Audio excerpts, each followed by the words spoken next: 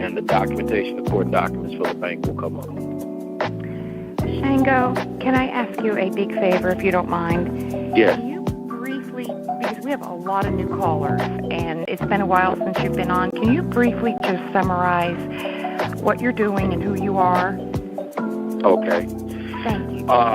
Basically, start off, I'm in Autochthonous Aboriginal Moor, and for those that don't know what Autochthonous is, it means one who is originally from the soil, the very first inhabitants of the land. I'm a descendant of the very first inhabitants of the land.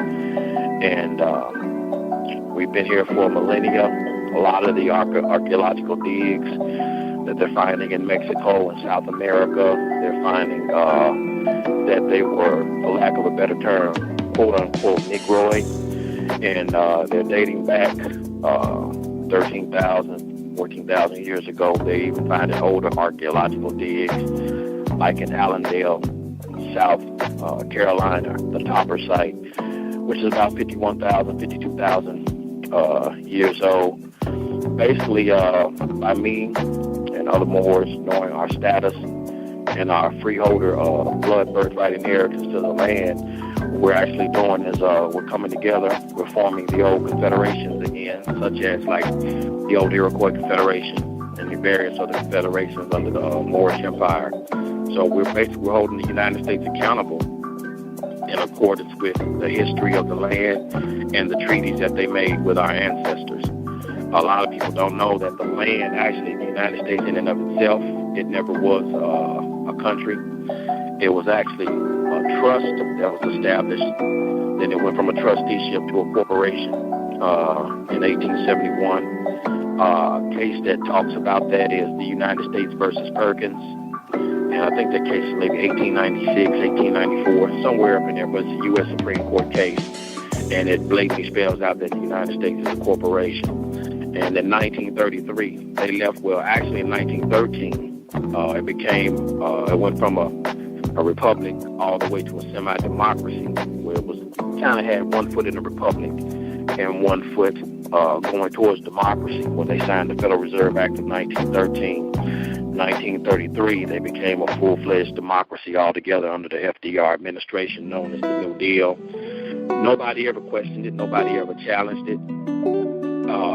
So basically what we're doing, in accordance with what Noble Raleigh has said, the fourth and fifth generation, we're coming back to hold them accountable. And so not only are we holding them accountable for ourselves, but we're holding them accountable for the sanctity of people having human rights.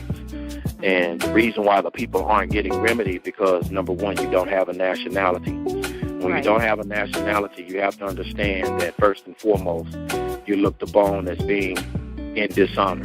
The reason why is because nationality is a very old, ancient law in the aspects of honor thy father and thy mother. Every culture outside of this place, China, Japan, the Arab world, they honor their fathers and their mothers, and they carry the names of their ancestors and the cultures and traditions of their ancestors. So in essence, what is actually happening is once you classify yourself as black, African American, Negro, colored, all of those are actually adjectives in color of law terms. When you classify yourself as white, that is an adjective, that is a color of law term. The law in and of itself is written for nouns, persons, places, things, and natural persons, which are nouns. The law cannot see adjectives. So when you classify yourself as an adjective, you have placed yourself outside of the law, thus being stateless and thus being civilator mortuus, which means civilly dead in the eyes of the law. And what we have done is, since the only way they can operate in commerce, we decided that we would start a bank. And we've commercialized all of the law. We've commercialized our blood birthright inheritance. One of the first things that I deposited into the bank was my DNA records.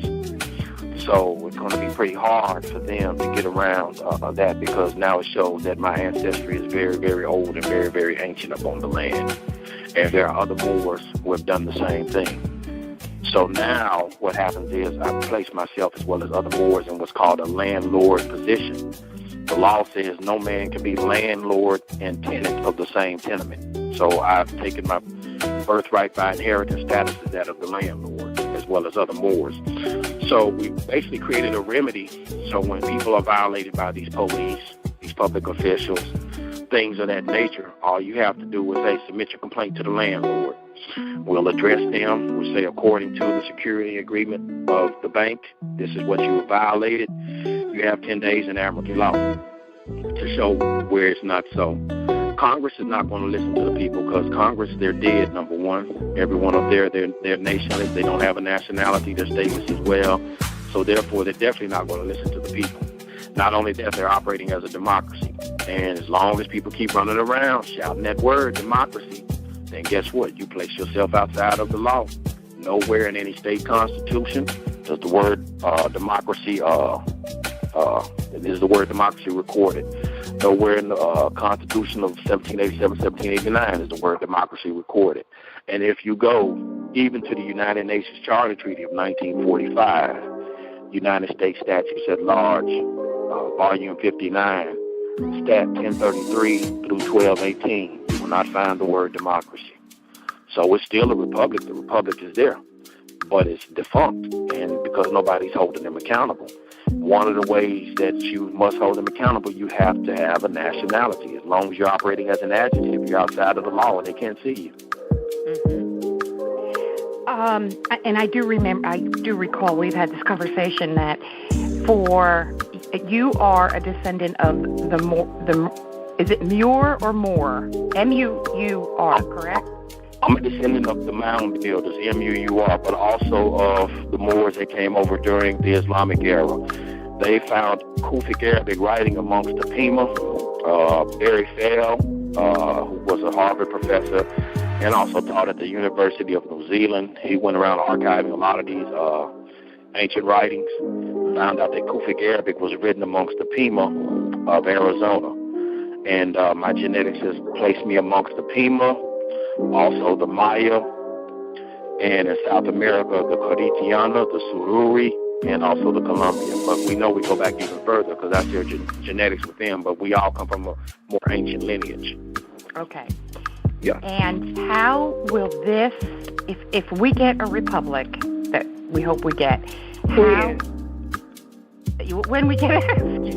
when we get our republic, how is that going to mesh with all the work you're doing?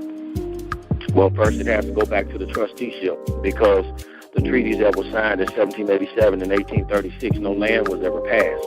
The only thing that was agreed to was that commerce may be done upon the land, but the land was already held in trust prior to the Moroccan. Prior to the Moroccan Empire, it was held under the Malian Empire under Boubacar II and Kankan Mansa Musa. Now I understand why why they set up the Lucifer's trust to try to overpower the trust that was already established. Yeah, but you know what? Now I understand because I was saying, why in the world? Now I understand why they did that. They won't be able to get around it because the treaty was made under ecclesiastical jurisdiction. If you go to United States Statutes at Large, Volume 8, Statute 100 through 105, a statute just means page. So Volume 8, page 100 through 105, you will find the first Treaty of Peace and Friendship. And then Volume 8, page 484 through 487, you'll find the second one made with Morocco, and it was perpetual. And it was made with the empire. They inherited from Kankan Mansa Musa and Boubacar II, the wealthiest man on earth, which was Kankan Mansa Musa. He was the wealthiest man who ever lived, and he was the king of the Malian Empire.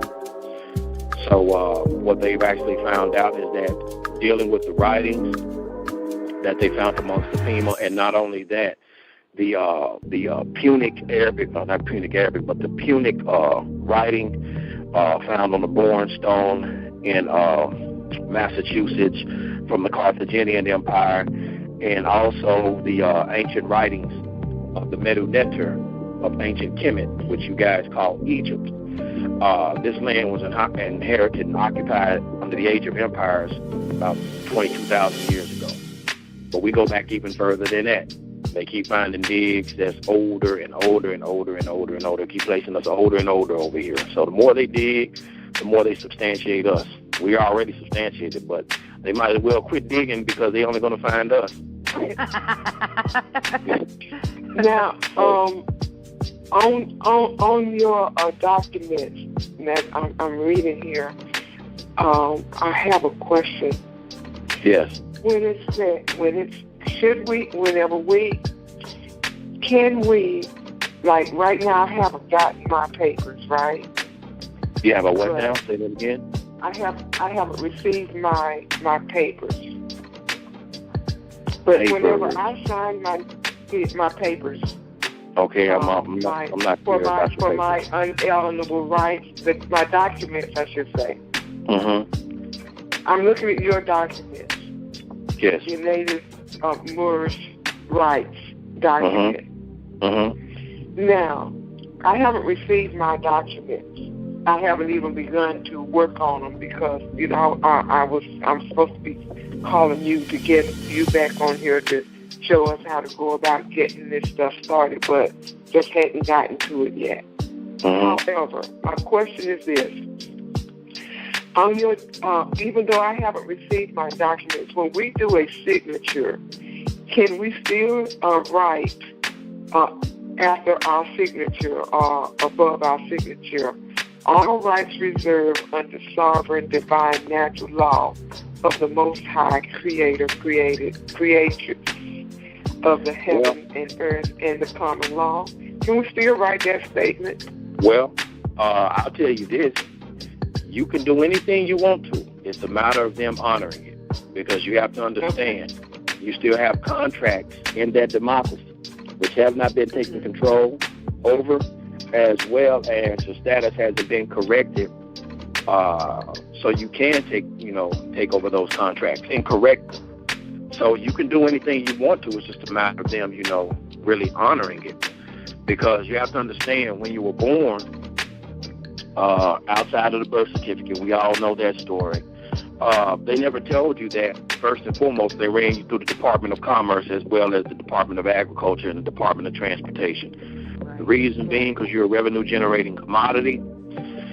And also, number two, if you go to United States Code, Title 7, Section 136D, they have man listed as an animal. So, in their eyesight, you're really not even human.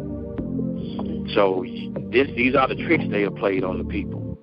So that's the reason why we tell everyone over here in our clan, the first thing we tell everyone and other Moors is to get your DNA. Because number one, DNA automatically kills any civil law. It destroys it.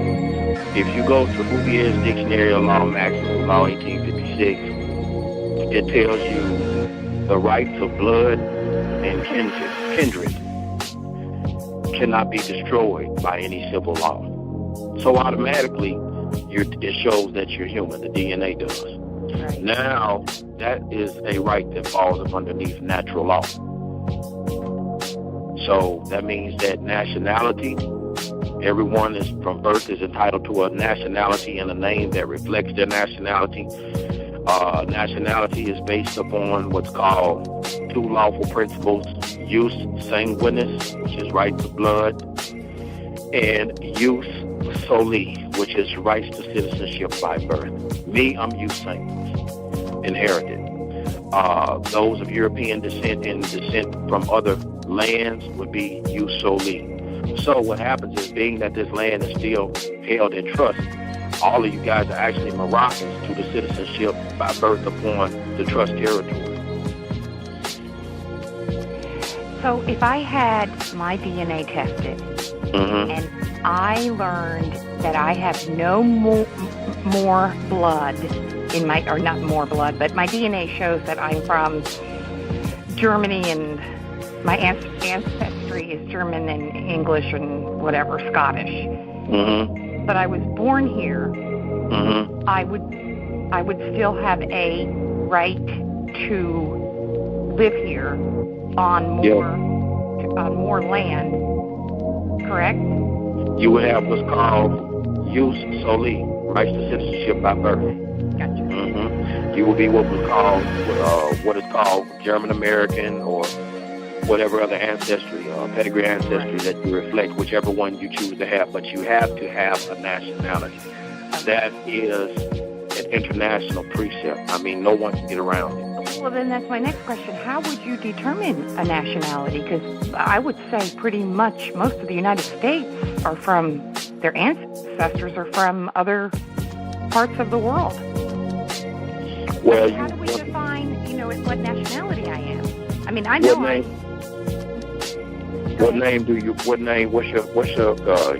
your maiden name? It's a German name. Okay, then. So you would either reflect the nationality in regards to your maiden name, or it depends on, by you being from Europe, we know Europe was driven on patriarchal societies. So it would be the nationality. You receive your nationality from your father. But really, by law, by natural law, you actually receive your nationality from your mother, because it's the woman that creates the nation. Oh, interesting. Yeah. Now, if I do find that I have more blood in my DNA, does that automatically put me as a more? I mean, let's just say a little tiny percent is more blood. Ties you to the land. Well, welcome home. Welcome home. Yep. But once again, it would depend. I work with a geneticist as well. He's very thorough. He knows about the short tandem repeats and single nucleic polymorphism. This guy is very thorough. So he would be the guy that you would actually work with, because you still may be a Moor, you just may not be from this part of the empire. Gotcha. You may have Moorish ancestry from Africa, you may have Moorish ancestry from Southern Asia. Right. It depends. Or you may have Moorish ancestry here. He would actually be the one to say, hey, let me check you out and see what's going on. Right. Well, it's kind of like with the American. And my husband is 1/32nd Cherokee American Indian. And his mom is 1/16th, and, when you go back all the way on up. And I guess that's what I was trying to figure out. I mean, what if I am 1/10% of whatever more, but 95% of me is German. Okay, well, let me explain something to you. There have been a lot of Europeans who have said Cherokee and Choctaw and these things, and once they take the DNA test, none of that shows up. Because you have to understand, number one, there is actually what's called, and I don't like the term Indian because we never called ourselves that. That's a Vatican chattel term by way of Christopher Columbus. Right. When the United States was being put together, or even prior to that, under the English colonies and the Dutch colonies and whatnot, there were a lot of wars in which genocide was carried on, where they would kill the men and the men would take the women. And the reason being was to basically have what's called an achievement of the land. So a lot of Europeans who say that they have these various tribal DNAs, number one, there is no such race as Cherokee, there's no such race as Choctaw, Chickasaw. Those are just cultures. That's it.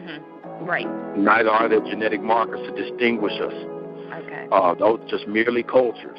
But you have what's called those who were adopted in, Europeans who were adopted into the tribes prior to Ellis Island. And then you have during and after Ellis Island, when European immigration became a large exodus coming over here to America, those that were placed in those tribes, because the United States had nowhere to put them as far as a citizenship, so they actually placed them amongst the so-called Indians.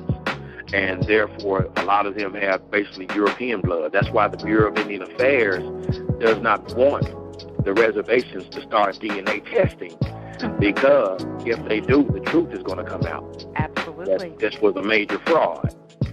And then the true aboriginals, the Taishnas of the land, they declassified us and denationalized us, reclassified us and denationalized us as Negro, Black, and colored. Oh, interesting. And now today, African American. And you can thank today Jesse Jackson and Al Sharpton for that. Mm-hmm. Interesting. Yeah. Our heroes, right? Yeah, so basically the thing is to encourage the so-called people who call themselves black or African American in this day and time to declare their status, correct their status first and foremost, get the DNA done, tie themselves to the soil so they can have a voice given to them by blood. And then, it's going to be up to us to say, hey, look, you don't have the right to be doing this to the people. And the reason being is because we're the landlords. The landlord is actually the ones who make the law, not the tenant. Wow. I guess my wheels are turning because I'm looking toward the future and seeing how all of this is going to interplay together. For the establishment and the rights of the land to the people that it belongs to, because it was stolen to begin with from the Moors. And then we inject this new republic. We have the new republic will not be able to reach any higher than the treaty. Gotcha. Okay. If Morocco had not signed that treaty in 1787, the United States of America as a federated republic would not exist. If that treaty is ever dissolved, the United States is dissolved. Because the land was held in trust long before that. What has the reaction been toward all of the work that you have done to bring it to the forefront?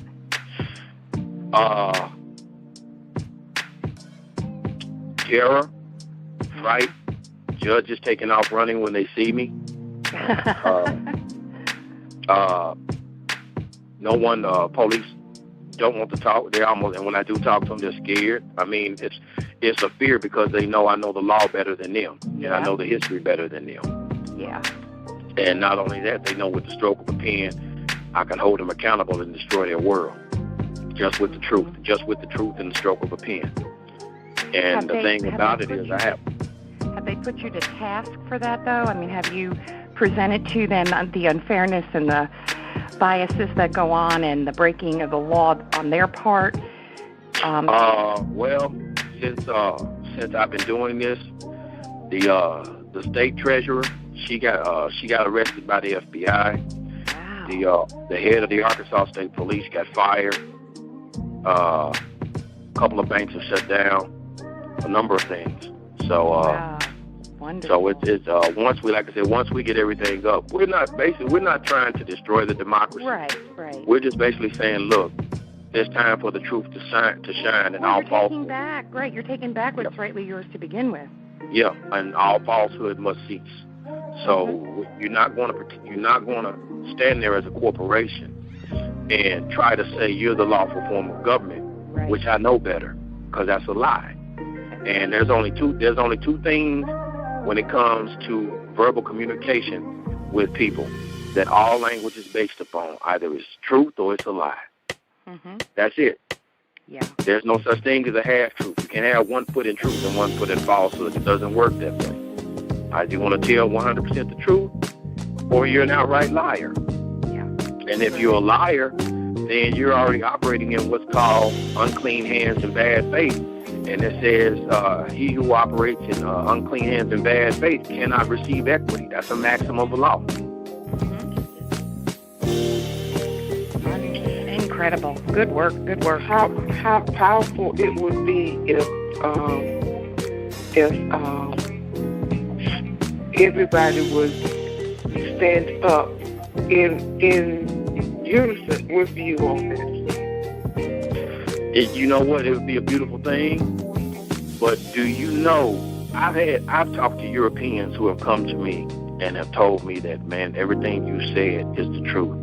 I've gotten a response back indirectly from Timothy Geithner, where he said everything he has on the books is true, his process is correct and it's complete. Yes, we're holding his bonds are valid, and his trust account is open. But where he's located, talking about Arkansas, those people's mindset are in the 1930s. I know what and I know what he meant by that. Yeah, I know what he meant by that. So it would be a beautiful thing. I've had Europeans who actually said, man, hey, we need that, man. Why don't all of y'all do it? I got one of my clan members who, long before I met him, maybe about 14, 15 years ago, he was working with Winston Strout. He didn't even know he was a Moor. It took Winston Strout to tell him that he was a Moor. Winston Stroud said because he thought Winston Stroud was calling him some type of offensive name. And he was like, man, why do you keep calling me a Moor? What is this Moor stuff, man? He thought it was, an offensive name. So Winston Stroud said, man, that's who you are. He said, man, you're at home. We're on your land. Now, this is what Winston Stroud told him. So we have Europeans that's actually saying, hey, why don't you guys wake up, man, and get back in your proper status? Y'all could end this stuff. Yeah. My biggest opposition, Dr. W.C., has come from my home. I know. That have fought me tooth and nail. They don't want to learn the history. They don't want to learn the law. It has been from my home. So basically what we do. Yeah, they love it. But see, here's the thing. It's the mindset and the training. Let me give you guys insight on what's going on in Arkansas now. Right now, the state is about to take over the schools. I went to a meeting Monday night. My father and I, we went up to this meeting at the center that they have here. And it was packed, standing room only. It was African Americans and Europeans in there. And they was complaining the state has no right to take over the schools. It's unconstitutional, and we're losing. There was the Little Rock School District. They're getting ready to take the Little Rock School District schools and put them under the jurisdiction of the state. So this guy had come to me, European guy. He said, man, would you love to get up and say something? At that time, I had my Corona del Sol on, which you guys know of as a fez, but I had my crown on. And I said, no, I'm just a silent observer. I'm watching. I'm the only one there with my status correct. I already know the status of everyone else. They're chattel. So I'm looking at them and I'm like, you really don't have a clue. You guys have no voice. A slave can't own property. A slave can't even argue about property. So they're going to do it anyway. Okay, now today is Thursday. It was just on the news. Several hundred people up at the state capitol burning candles, marching. And it's sad. I'm not laughing at them. But I'm just saying, like, you don't get it. I mean, they're saying you don't have the right to take over our schools. Well, the state, they did it in a matter of 4 days. Monday, there was a meeting. Thursday, the people up at the state capitol burning candles, doing a vigilance, talking about you had the right to take over schools. State already said it's done. Cancel Christmas. Go home. So you don't have a voice when you have no status and standing in law.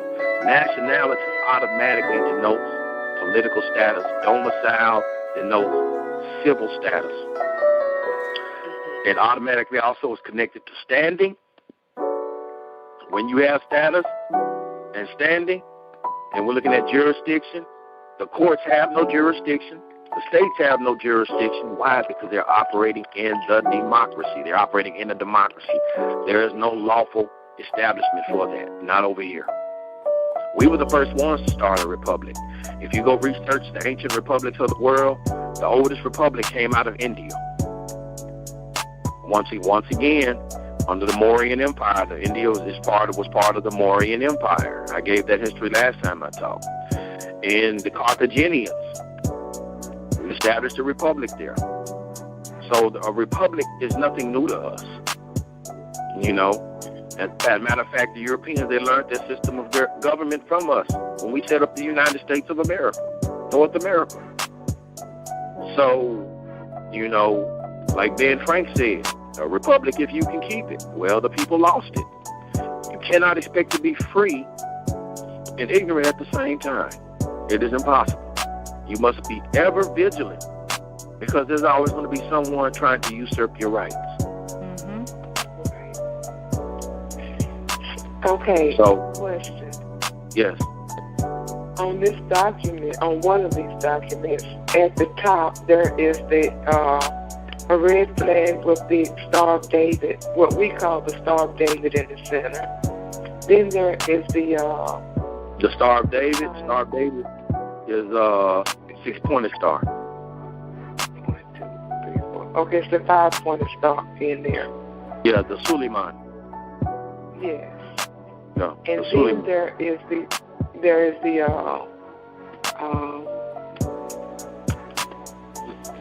Anut corpus, the one that's inside with the all-seeing eye and the pyramid in the center.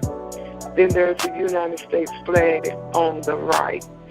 can you explain the reason why these well, I can understand the United States flag, but the other one with the pyramid and then the flag, the meaning of that. Yes, well, I know the symbol. I know the sign of the flag that you speak of, and the symbol of the eye and the pyramid. But that's not my document. That's probably someone else's document. I think you're probably looking at something that's in what do they call that website? Scribe.com. Yeah, that's not my document.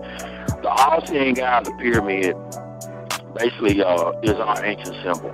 That's a symbol. That's not Illuminati. People have tried to make it that. No, that is not what that is. That represents. Because that's what they use as one of their as their main logo, and it's on this document. It says Moorish Americans, Northwest America, Northwest of Mexico. Yes, that is correct. Name Menes Anu L. By common law is trademark. That's the document I'm looking at. Yes, the pyramid with the all-seeing eye basically represents the Moorish Empire that was global. You have to understand that we received our empireship from ancient Kemet. The Moors received their empireship from ancient Kemet, but we're actually older than that. We're older than the Age of Empires. And basically the all-seeing eye represents the pineal gland, or what they call the third eye. The third eye, which gives you insight into your higher senses, clairvoyance, telepathy, psychometry, intuition, things of that nature, levitation, opening up into the 12 jewels of the mind, which is also known as the 12 occult nerves, or the 12 cranial nerves, which come in pairs, which are actually 24, which deals with the esoteric aspect of the Bible, the 24 elders which sat around the throne of God being the crown chakra. So that's what that eye deals with. It deals with occult hidden sciences of the metaphysical, spiritual body of man. The pyramid represents all of that, L. But what I'm trying to find out, Obi, but what I'm trying to find out is why is this? It's on this is it on this document because it was originally supposed to belong to the people and the Aboriginal people, and it was stolen, or yes, is it? You are absolutely correct. Okay. It's cultural plagiarism. Okay, gotcha. Okay. Yes. And then can you explain the meaning of the red flag with the pennant, the 5-star pennant? Yes, the Suleiman, the green 5-pointed star, open 5-pointed star. Yes. Yes, Suleiman? Yes, the Suleiman. Yes. The seal of Solomon. Yes. Okay, gotcha. Yes. Okay. Yes, that star and flag actually represents the Al-Moroccan Empire. That flag was flown over here before it was flown in Morocco. Noble Drew Ali, there's a picture of him actually in 1928 where he's sitting down inside an office and that flag is hanging in the background. That flag was retrieved to basically show a sign of the resurrection of the Al-Moroccan Empire. It was flown over here 28 years before Morocco received its independence. That flag is tied to also occult symbology. It deals with the planet Venus. It also deals with the planet Mars. It deals with the element of copper, and it deals with the element of iron. And copper, its alchemical color is green. Iron, its alchemical color is red. And when you have copper and iron, you have electricity. Thus, electricity is a symbol of spirituality, and it also symbolizes melanin. Melanin is a copper-iron copolymer. So that flag has a lot of symbology in it. All right. Thank you. Mm-hmm. So, really, we need, to be honest with you guys, we need some help. I mean, these people, we need to tell them to turn off the sports, the Super Bowl, the concerts, because this thing is about to collapse. And if the freeholder is walking around like a tenant in his mind or her mind, we need help from Europeans. We need help from all ethnicities, creeds, to say, hey, wake up. Because if the freeholder does not stand up and proclaim his rightful position or her rightful position, the land falls into abandonment and it goes under escheatment.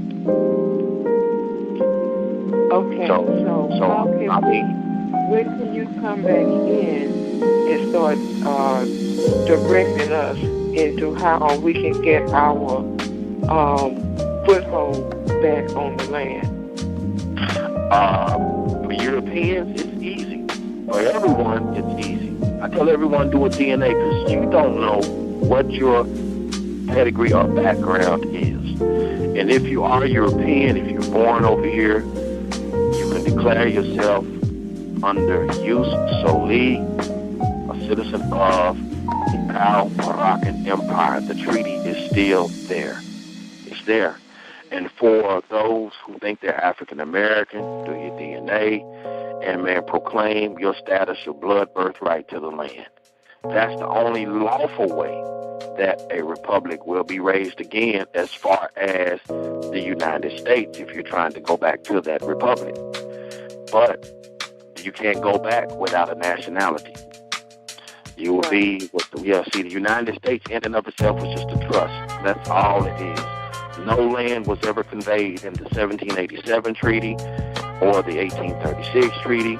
No land was conveyed in the Jay Treaty between amity and commerce between Great Britain and the United States. Why? Because Britain, France, the rest of Europe already knew that they had to come to the Moors before they even came over here. They already knew this land was landmarked, just like it, put in trust. It was held in trust by way of the Quran.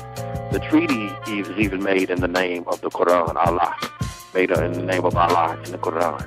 It's been held in trust. All you have to do is go look up Surah 22, Ayat 65 in the Quran, and it'll tell you that there's a caliphate dealing with this. But the land was already landmarked from North America to South America with pyramids and mounds. It's been landmarked. Landmarked by the ancients and held in trust by the Moorish Empire of Mali and Morocco. Nothing's changed. The Patriot movement, leave it alone. It's deadly. I tell everyone that. Just deal with these guys strictly in law and deal with them from the position of status and standing, nationality, and you'll have no problems. So, next Saturday, I'll be out of town. Probably, Dr. WC, let's look at sometime the week after the 7th. And I can come back. Okay. Do it between then and I guess at that particular time you will be able to okay, we know we got to get our DNA. That there's still a lot of paperwork after that. Yes, 23andme.com is where I went. 23andme. The number 23 and AND in me. Me. Yep, 23andme.com. Okay. Okay. Okay, so let's talk then sometime next week. Okay. Or no, I don't want to press you because you're going to be out of town. When you I'll be out of town on the 7th. Yeah, I'm going out of town on the 7th. I should be back that week of the 7th. So I say maybe like a Wednesday or a Thursday, that following week after February 7th. Okay, you call me when you get back in, and then we'll solidify the date. Okay, sounds good. I'll do that. Okay. All right. All right. Thank you so much. Yes. Do you have I have a couple of the truth callers that keep messaging me. Do you have a website Do you have a website? We have a Facebook group. Oh, cool. Okay. Yeah, it's called Genetics and Trust Law. The word AND? Yes. Genetics and Trust Law. Okay, yes. Great. Thank you. Yes. Okay, you're wonderful. Appreciate that. Not a problem. Thank you. All right, this 23andMe DNA site, yes, that is approved? I mean, this is a fully authenticated laboratory that's acceptable? Yes, I mean, they have a very high-tech laboratory. You can call them and ask them, but they've recently reached their, I think, millionth customer. They don't tell you what tribe you're from. The only thing they do is they have a database of various groups of people from around the world, and what they do is they take your DNA, your sample, and they test you against that. And they also give you a raw data. You have the ability to download your raw data. And your raw data, you can feed that into another site called GEDmatch. That's G, as in good, ED, match, MATCH.com. All right. That gives you even further breakdown. Okay. All righty. Thank you so much. Not a problem. We appreciate you coming back in and explaining all that again. Not a problem. Not a problem. In the group, the geneticist, his name is Tyrone Cannon. Okay. Yeah, once he's the geneticist, and I'm the guy that deals with the law. So I tell you how to use your genetics in accordance with maxims of law, and how it ties into your rights. Because once, like I said, they have you listed as agricultural chattel, on the 7 U.S.C. 136D, United States Code. But the thing about it is the DNA says that you're human. So now it automatically places you outside of that by what's called rights of blood. The rights of blood and kinship cannot be destroyed by any civil law, Dictionary Law 1856, maxims of law. Now you're dealing under human rights. It's a whole different ball game. Everything they do, they violate your rights. It comes with a commercial penalty. So that's one of the reasons why the bank was established. So therefore, we can hold these guys accountable. Yeah. Excellent. Thank you. Not a problem. Thank you. Okay. All right. I'll give you a call, Dr. WC, so we can set that up. Okay, sounds good. Thank you so much. All right, thank you. Good to hear you. Bye-bye. Bye now. Bye for now. Okay, 770.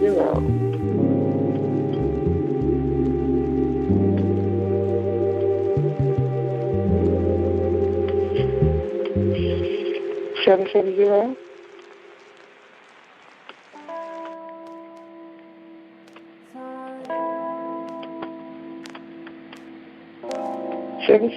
Last call. 281. Yes, WC. Yes. Now, how is this different than Dr. Henderson's Bathsheba Trust trying to establish the Moore Nation through genealogy? Well, that would have probably been a good question to ask him. So whenever he comes back in, that will be a question to pop in and ask him, because I cannot explain because I don't know. Yeah, because they both sound similar. It seems like they're both on the same track and the same objectives, trying to establish the Moore Nation with genealogy and have some standing in court. Okay. It would be good if they were working in unity. It would be very good.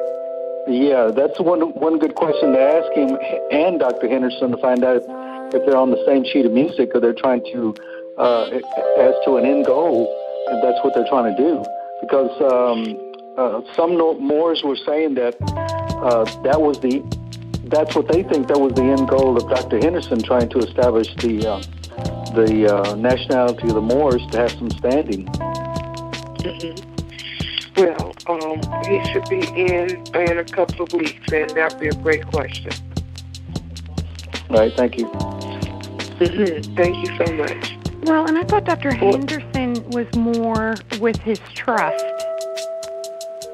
And Shango sounds like it's more of the legalities of your true, nationality. I don't know. We can explore it. Yeah. I can't answer it because I can't answer it. So okay. I don't dare try. That's not and therefore you should not answer it. That's not my area of expertise. I definitely stay in my lane. Okay, here's Shango. Can you hang around a little bit? Because I'm pretty sure there's going to be more questions for you. I knew it. I'll hang around. You can hang around a little bit? I'll hang around. I'll hang out tonight with you guys. All right. Okay. Great. I'm bringing you some coffee right now. Thank you. You're welcome. Okay. Cream or sugar? Both. That's cool. All right. Okay. All right. So can you answer that for the gentleman? Yes, I can. I met Dr. Henderson back in October of 2013. When I met Doc, he had not proclaimed his nationality. He was still going by color of law terms. I don't know if he's proclaimed it now, if he's corrected his status, but this is totally different. This is about getting you in accordance with international law, what we're doing, so you can be recognized as a natural person before the law. As it stands right now, the United States, they have everybody classified color of law legal fiction. So what this does is it totally obliterates that with DNA. It shows you're human. After that, once your status is corrected in accordance with nationality, the land is already held in trust. So the only ones who have the right to set up a trust outside of that are the original people of the land, because our pedigree, our blood is tied here for thousands upon thousands of years. Now, those who are what's called jus soli, or rights to the soil by birth, rights to citizenship by birth, your life is your own. You do as you please. We're just here basically, to make sure that if your rights are violated by the corporate democratic legal fictions, that you can report it to the landlord, and we're going to hold them accountable, basically in a monetary way. I strongly believe in what's called hitting them in their pockets. When you hit them in their pockets, then it creates a whole other animal that they're not prepared to deal with, because they don't have the law to stand on to show why they violate you. So our main focus is nationality. Nationality. The sad part about it is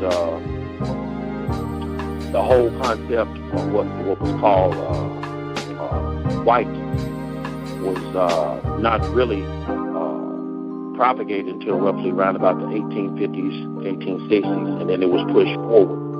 All the while, the ones who actually control the United States, they have a nationality, but they sold, the people a bag of bad goods with these legal fictions and gave you privileges under the legal fictions, but privileges can be revoked at any time. Now I understand why they patent black, white, Mexican, yes, Hispanic. Yes. I now understand why they patent all those words now. Correct. It's a box. I was like, why would you patent that? Now I understand why they patent it. Correct. It's a box. And all you did was climb in it. And the sad part about it is our parents placed us in it from birth, and they didn't know what they were doing. Good analogy. Exactly. And we just stayed in the box until somebody come along, open up the top of the box and say, hey, climb outside. It's a whole different world out here. Mm-hmm. Yeah. Do you remember the Matrix, the first Matrix? Where they showed that's what I just thought about when you said climb in the box, open up the box. I just thought about the movie The Matrix. Exactly. There was to explain to you how the system actually operates. I'm going to use the movie The Matrix. Remember in The Matrix where Morpheus was telling Neo that he had gone to a place by he was taken to a place by a man who had come out of the matrix before him and shown where children were not produced. They were actually grown in a field. Then they were placed in this pod to live out their life as far as envisioning that they were alive. And then when they died, their bodies were liquefied and they were fed back to the other survivors of these pods. Well, that's the same thing. Once you're born, they have to classify you as far as in one of those legal fiction color of law terms that they call African American, Black, White, Latino, Indian, things of that nature. And what happens is from that point on, it's just a classification for a corporation. Everything that you work for, including your labor, goes to feed the corporation. When you die, the estate or the corporation goes through probate. The bonds that were on the corporation are liquidated, and then the money is taken and placed on new bonds of the new living beings being born to start the process all over again with them. Same thing. Also, it makes more clear unalienable rights. That's right. That's right. Because if you're human, you have unalienable rights. Once you get your foothold in the soil through your natural status, then your rights change. Well, no, you have rights. Yeah, you have them. Yes, you go from privileges to rights. Yes, exactly. That's why everybody was mad about the Michael Brown and Trayvon Martin case, which some say it was a black op. I don't know. I wasn't there, so I can't speak about what I didn't see. But I do know that there were a lot of people who said, well, how can they do that? Well, man, he's product of the corporation. He's an asset of the corporation. He's property. So therefore, therefore, they don't look at it as the loss of a human life. They look at it as property, damaged property, destroyed property. That's the reason why there's always civil suits that deals with property. I saw a video yesterday with the father and the mother doing an interview, and the whole time he's sitting there with his hand in the triangle hand sign of the Illuminati. Like I said, I heard it was black ops. I don't know for a fact, but we do know that there are staged actors out there who are used to push forth an agenda. Yes. You know, as a matter, it's funny because I talked to the lawyer who was the head of the National Bar Association. Her name was Pamela Mean. And they had come to Little Rock back in October, and they had this huge rally at this church called Black Lives Matter. So I sat there. You know, it was some other Moors and myself. We sat there and we listened to them. And we pretty much already knew the problem, no status. So I asked several questions. And Benjamin, I think his name is Crump. I can't even remember his last name. You would be surprised. These lawyers, they're really ignorant. They don't know anything. So I asked him, I said, being that we know that the United States of America was created as a republic in accordance with Article 4, Section 4 of the Constitution for the United States of America, and Article 6, it was guaranteed to be the supreme law of the land, and the United States Code Title 4, Section 4 says the United States is a republic. Now that they're operating under democracy, why are you not holding these people accountable under the codes that they have in the democracy, where you can hold them accountable under Title 18 U.S.C. Section 241 and 242? Well, when I asked that question, Crump, Benjamin Crump, I think that's his name.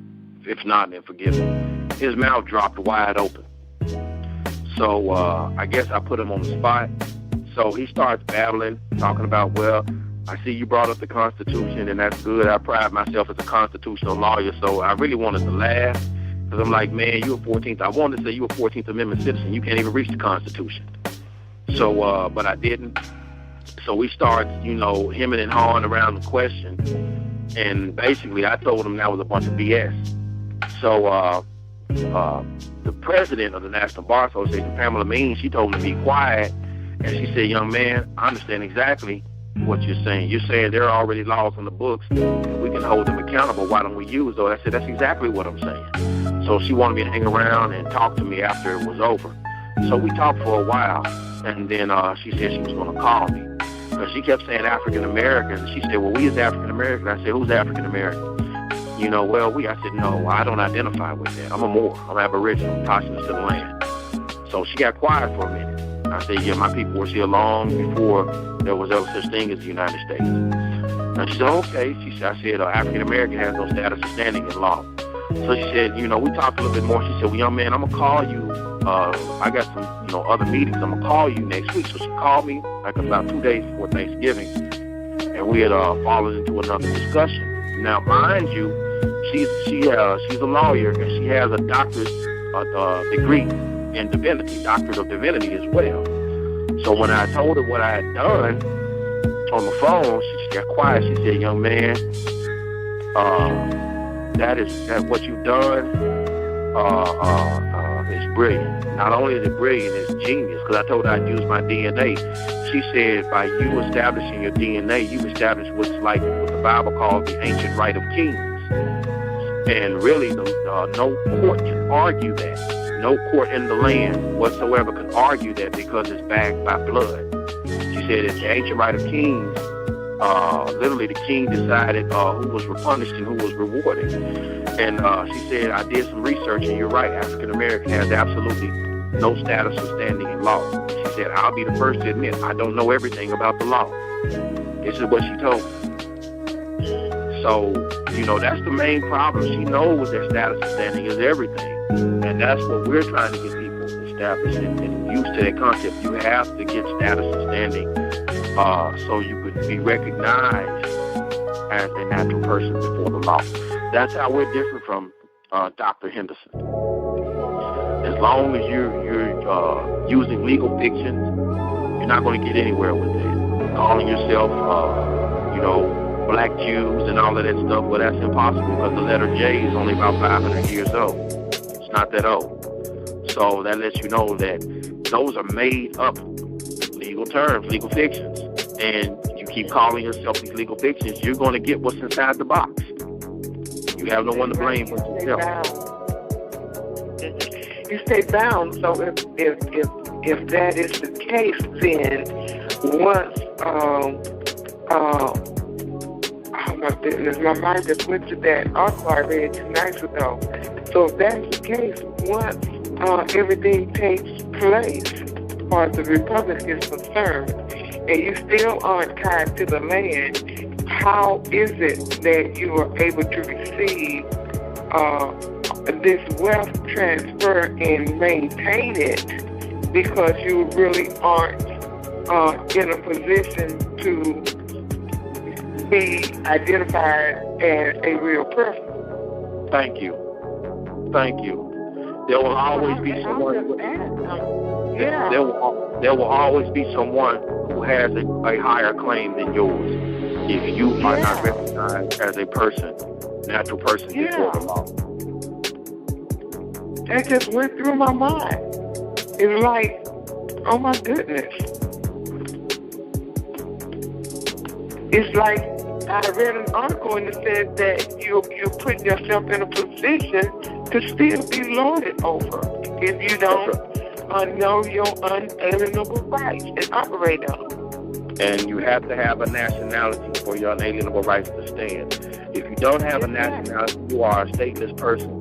That means someone can come up to you and kill you, and no nation can come to your aid.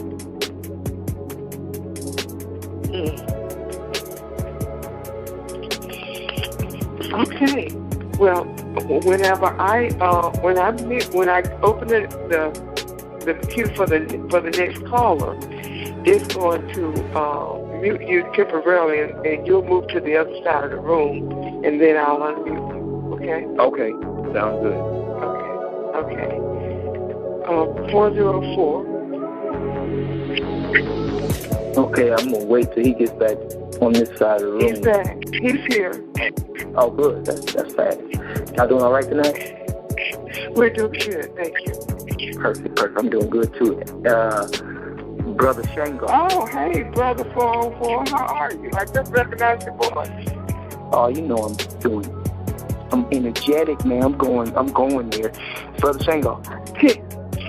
Before you do that, can you take your phone off speaker? Yeah, sure can. Thank you. Yeah, can you hear me? Yes, I can hear you. Yeah, hey, thank you, brother. I mean, I appreciate your energy. I appreciate what you're doing. And I was sitting here listening. I was beating my feet on the floor and giving praise because I was saying, I've been going through some things for years too, but it's come out to be such a beautiful thing. I went through my paperwork and all that, nationalized some years ago. I knew I had to do it quickly, but quickly after I started going through different things. And a friend of mine was saying, man, if you don't go in, they're going to keep bothering you.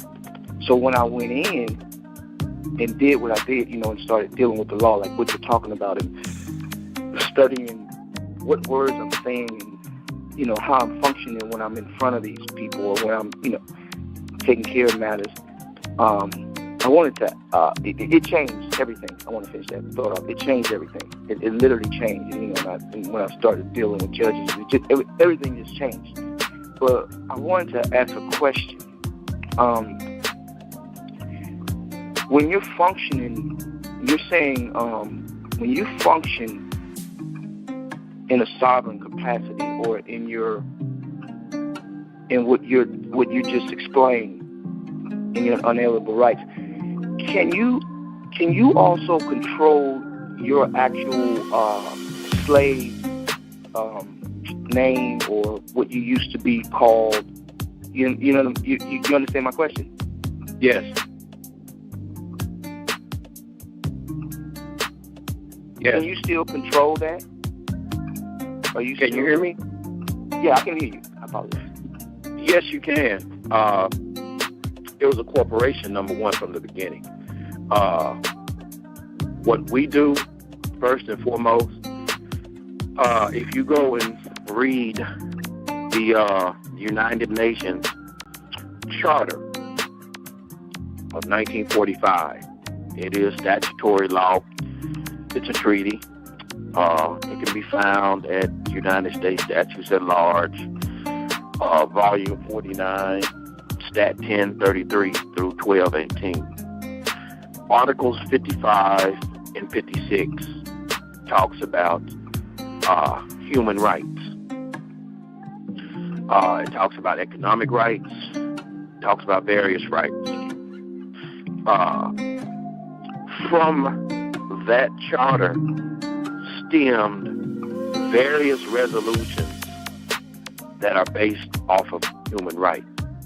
Congress doesn't have to ratify them. Why? Because it was already ratified prior in the treaty.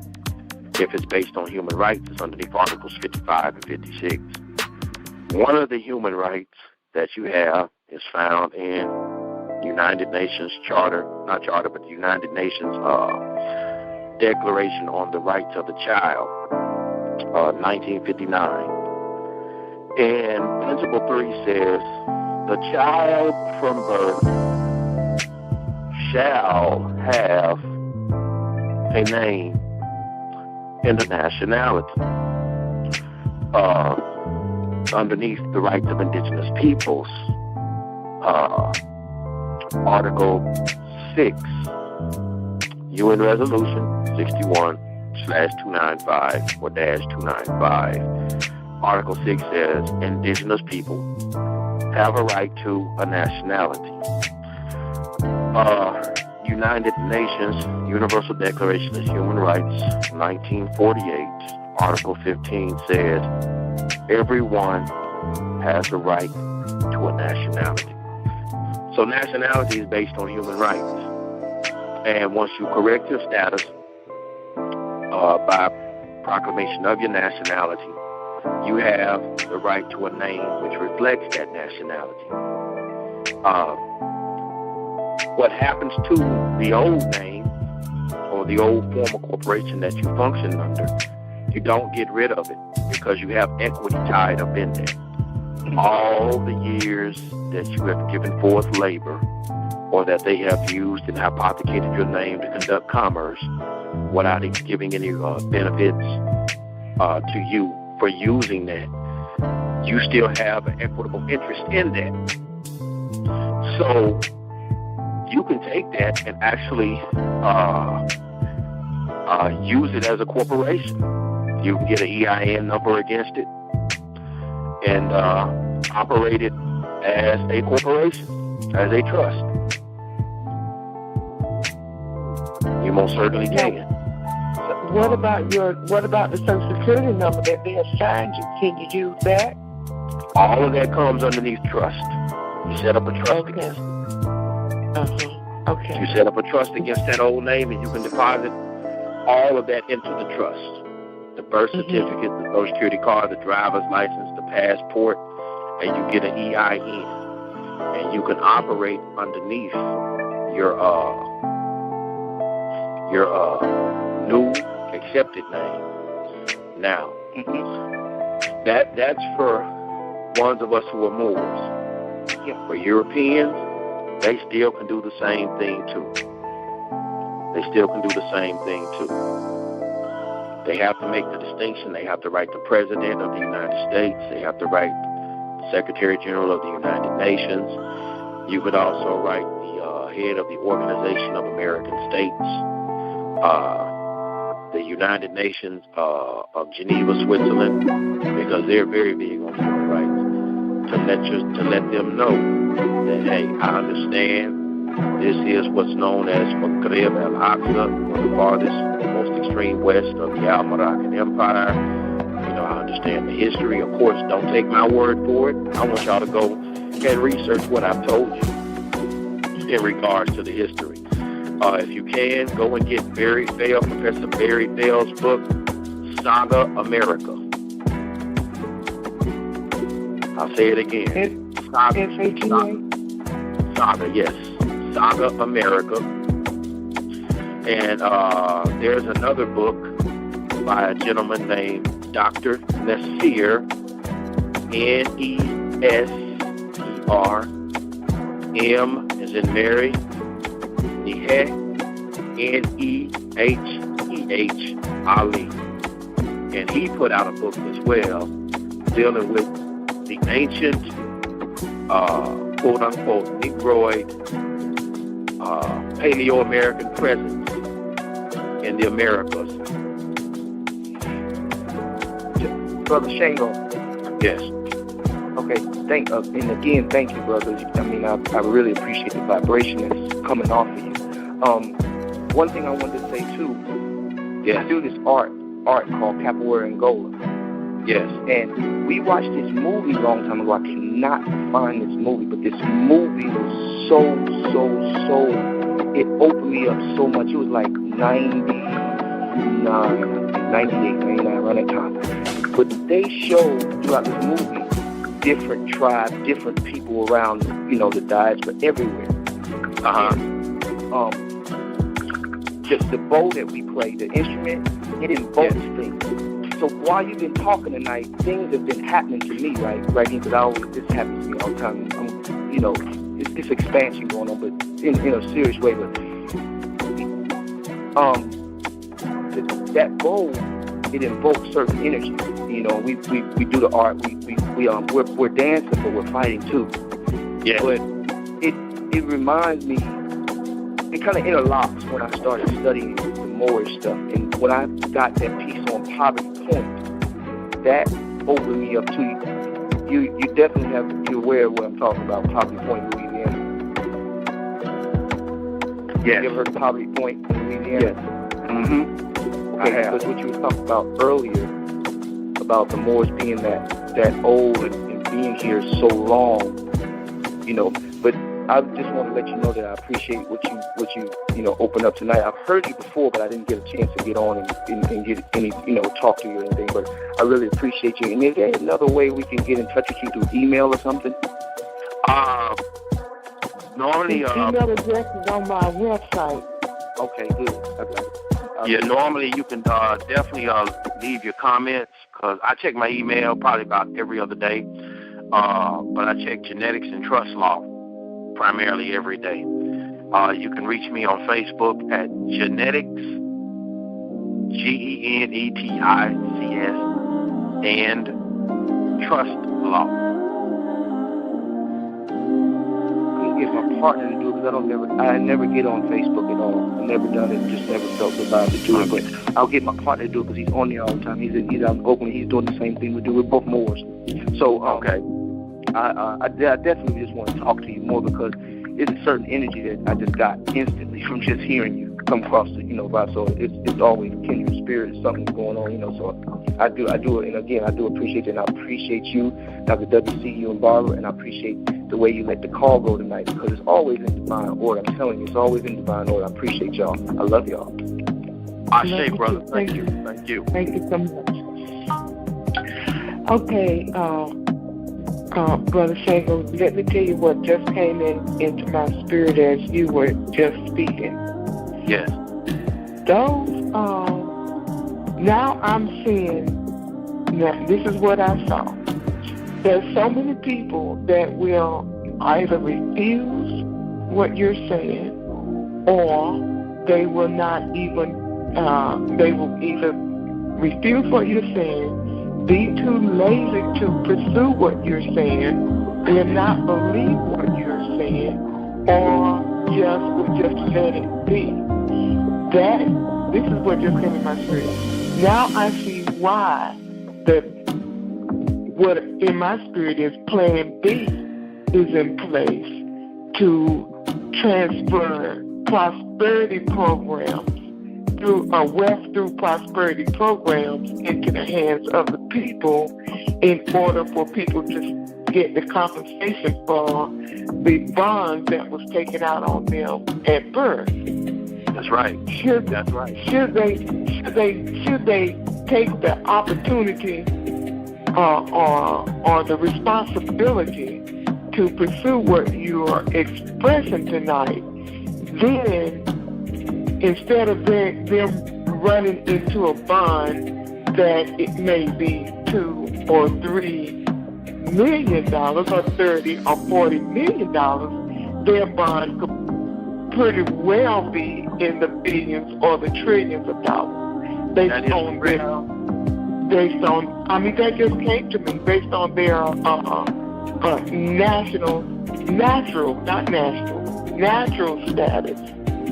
No, you're correct. You're correct with national and natural.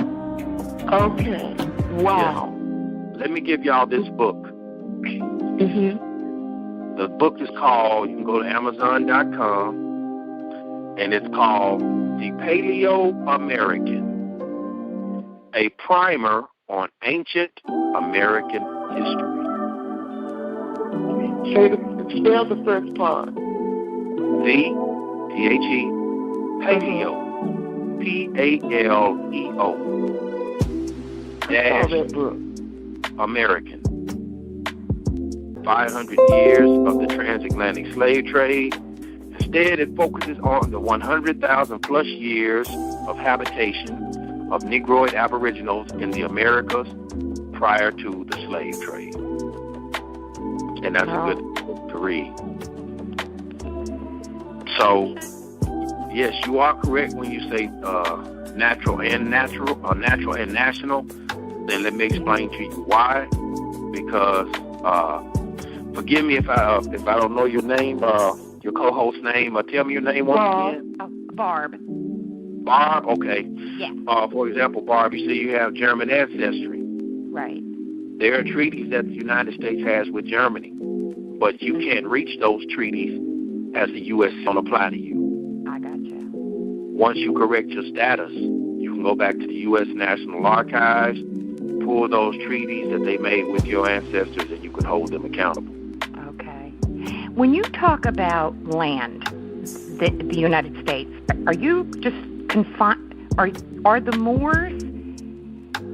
Is it just United States, or is it parts of Canada, Hawaii, Alaska, South America? It's the entire Western Hemisphere. The Moors have the entire Western Hemisphere? Yes. Wow. North, Central, South America, and the adjoining islands. Whoa. Now, that is going to have impact. Yes. Ooh. Before Hugo Chavez had died, he told his citizens, his people, that we are Moors. He told them that. Cuba right now is holding the records for the 1928 Pan American Conference that was held in Havana, Cuba, when Noble Drew Ali had gone down there and showed and proved that Egypt had owned the entire Western Hemisphere, and said that the inhabitants known today as Moors are the beneficiaries of the ancient Cometian Empire. See, all this makes sense. Now it does. Yeah, yes. Yes. Now it makes sense why they isolated Cuba and refused to have any. Oh, my God. But, Dr. W., now, if you go back even further, go back to Atlantis and the Lemurians and all of that. Yes. Yes. Yes. Very interesting. Yes. Wow. Yes, because they have found pyramids on the bottom of the ocean floor right off the coast of Cuba.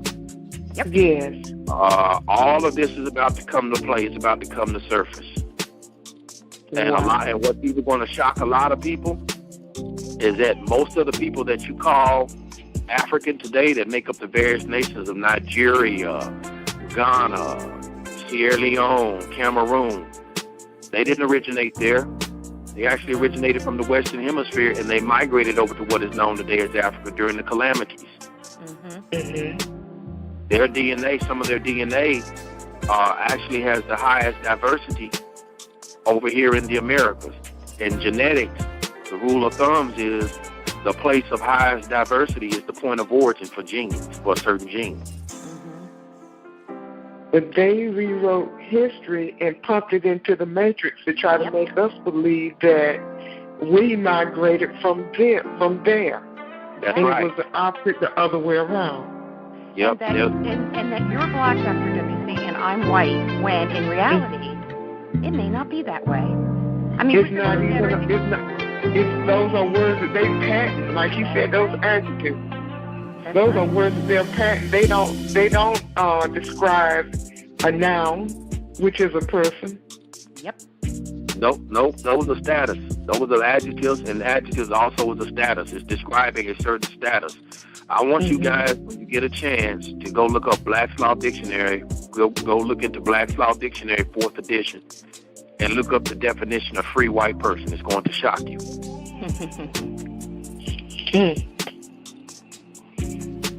It's going to shock you. You know, I'm sitting here thinking, what if I had more, M-O-R-E, and you are blood in me, then I imagined. And that happens, throughout all of the generations and the populations. Well, you know what's funny? In genetics and trust law, someone had posted up an article. It was a news article. And 23andMe, they got the report from 23andMe. They said that 145,000 Southerners who were currently classified as white, as Caucasian, had at least 1% what they called sub-Saharan African blood. Well, absolutely. Yeah, because we know what went. We know what went on between these plantation owners and the slaves. Well, not only that, you have to also understand that the tribes known as Choctaw, Chickasaw, Cherokee, Apache, Pima,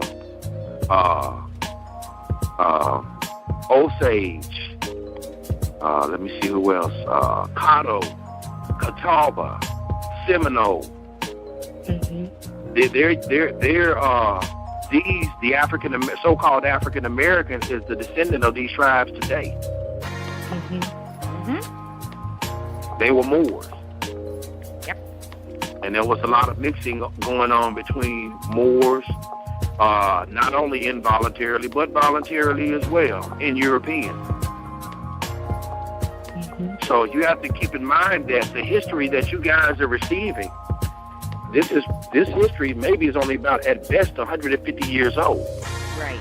This is not the true history of what they call America, or Amerique, as I like to call it. There's a whole other story dealing with the name America too, because if you go research the congressional records of the 50th Congress, second session between 1888 and 1889, they tell you in there where the name America came from. It is not Amerigo Vespucci. They said the name is actually, it came from indigenous people. Mm-hmm. So yeah, the history that you guys are receiving is only 150 years old at best. Mm-hmm. Okay, well, your next question. Are you done, Barb? I'm done. For now? Yes, for now. Okay. Next question comes from 714. Okay. Good evening, everyone. Good evening.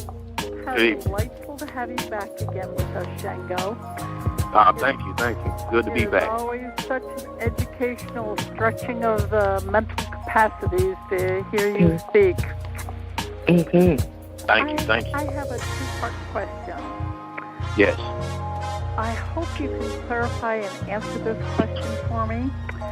I'll do my best. Okay. How does Dr. Henderson's Esther and Bathsheba Trust compare to the St. Germain Trust? That's the best way I can explain it or ask the question. Okay. Once again, I'm not affiliated with Dr. Henderson or Shelley Bowling in their trust. I don't know the inner workings of what they may have going on. And the St. Germain Trust, I'm not affiliated or aware of anything like that as well.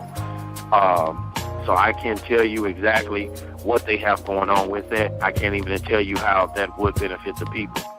But basically what I can tell you is that the United States already has trust established for the people, and the trusts are called treaties. But you can't reach the treaty unless you have a nationality, because only nations make treaties. And the nation at the time, the United States, was a representative figure of the Almoravian Empire over here in the Western Hemisphere, in which treaties were made. But if you're German, Irish, English, Italian, Scottish, or whatever nation that you may come from, I've seen these treaties. I go to the United States Statutes at Large, and I've seen the various European nations they made the treaties with. Then your ancestry, you have the rights to receive the benefits of those treaties by way of your national pedigree and your ancestry. So that means keeping commerce on equal and fair footing is with the most favored nation of the time being, and also upholding the treaty as the supreme law of the land in accordance with the Constitution. But you can't reach the Constitution or the treaty without a nationality. And so therefore, there's a trust already set up for you guys. So the thing about it is, I don't know about any of these other trusts, and if these people who have set these trusts up, if they only study law, the wheel is already there. All you have to do is just roll it. Okay. And would you please expound upon what Dr. W.C. just had a revelation on concerning increasing our money from what we think we might receive into the trillions of dollars? Well, here's the thing. When you were born, like I explained earlier about the Matrix, what they actually do, from what I had researched, when they had confiscated all of the property in 33 underneath United States Statutes at Large 48 Stat 1, which was the Emergency Bank Act of 1933. You know how these guys play. They had slid I don't want to call it an amendment, but a modification into the Trading with the Enemy Act of 1917 to include United States U.S. citizens. Well, what happened was, unbeknownst to the people, the United States is only 10 square miles. But at that point in time, the people not being civically aware, it did not mean the states. So they started registering all of their property, and they gave away all their gold. And the registration of the property included your children that were born. So what they had actually done was the wealth that they had amassed and confiscated, actually stolen from the people. They had taken it and placed so much on birth certificates, bonds against the people. And they borrowed and traded in your name, unbeknownst to you or your mother or your father. By the time you were 18, you actually had the right to come and claim that. But, of course, you didn't know anything about it. So, basically, it falls into abandonment, and you're still labeled as chattel. So, we don't know how much you've actually earned from them borrowing and trading in your name. And you have to understand, too, that they hypothecate, they hypothecate these loans multiple times. They lend out in your name several times, and when they collect, it's always with interest. So there could be billions or even trillions on you. That we don't know. But we do know that it has an unlimited amount. Why? Because as long as they are using your property, they owe you. But once again, you have to correct the status to be able to hold them accountable. And they're supposed to be discharging all of your debts anyway. Why? Because they confiscated all of the lawful money.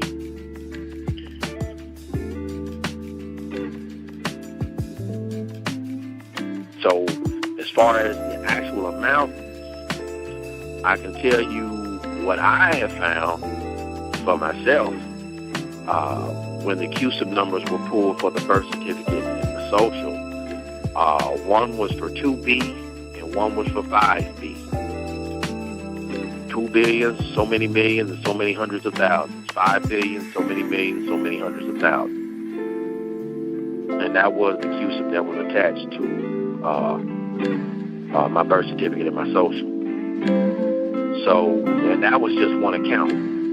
Because there's several accounts that they open up on those things.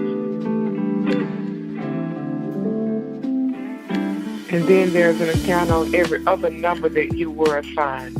That's right. That is absolutely correct. A driver's license, a passport, the bank accounts that you may have, because at midnight they'll do what's called a sweep account. They'll sweep that money out, they'll trade it, and they'll put it back in the next day. And all the while, that thing is raking up profits for them. You're not receiving any of it. And you're working and paying them. Yeah, so it's I mean, literally everybody walking around is well over a billionaire. I wouldn't be surprised if it was about 1.3 trillion. I've heard that. But I do know this, is that your unlimited power to contract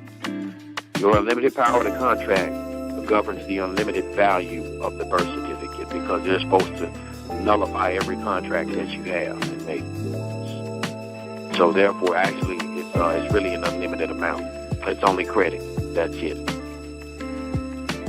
So, but once again, you have to get your status correct so that you can go ahead and begin to discharge against these things that you make. And you have to have a nationality. Nationality is the one thing that once you bring that in, then there's a problem, because they cannot deal with anything under natural law. Natural law is the Most High Creator's creator of the heavens and earth's law, and natural law comes down into an understanding of ecclesiastical law, which is your Bible, which is also the laws of the Quran. And then it comes down into what's called common law via Europe, or Sharia via the Islamic world. And then it comes down into constitutions, statutes, codes, things of that nature. So that's the hierarchy of it. So, but once again, you got to correct your status. You have to honor your father and your mother. If you're not honoring your ancestors, they are not going to honor you because they know you outside of the law. A man or a woman who does not honor his or her ancestors, basically they're saying if you can't even honor, the Most High's law, then why do we have to honor you? And that's how they're looking at it. And honoring them is nationality. So it doesn't matter how much they've already borrowed against us, our Social Security, passport, driver's license, bank accounts. They need to repay us what they borrowed against us or used us as chattel? Well, all actuality, what actually would be set up is this. Number one, keep in mind that your unlimited ability to contract means that they have an unlimited obligation to satisfy that contract. That's what United States Statutes at Large 48 Stat 112 through 113 was about, or what is famously known as House Joint Resolution 192. And that basically says that the right to demand any type of payment, is hereby, to demand a payment in gold or any particular type of coin or currency is hereby nullified. So, number one, if you worked on a job for 30 years, you were never paid. The moment you gave them your Social Security information, the thing that the company did was discharge their debt obligation that they owed you against your trust. They were using your exemption in order to compensate you. So technically that is your trust. So you have the right to do the same thing as well. Any contract out here that you may have, you have the right to discharge the obligation of payment against that trust. So that's what it means by unlimited contract power equals their unlimited obligation to commercially satisfy that contract. Now, if you're looking at trying to sue them and get some money, there is no money. They don't have anything. They're bankrupt.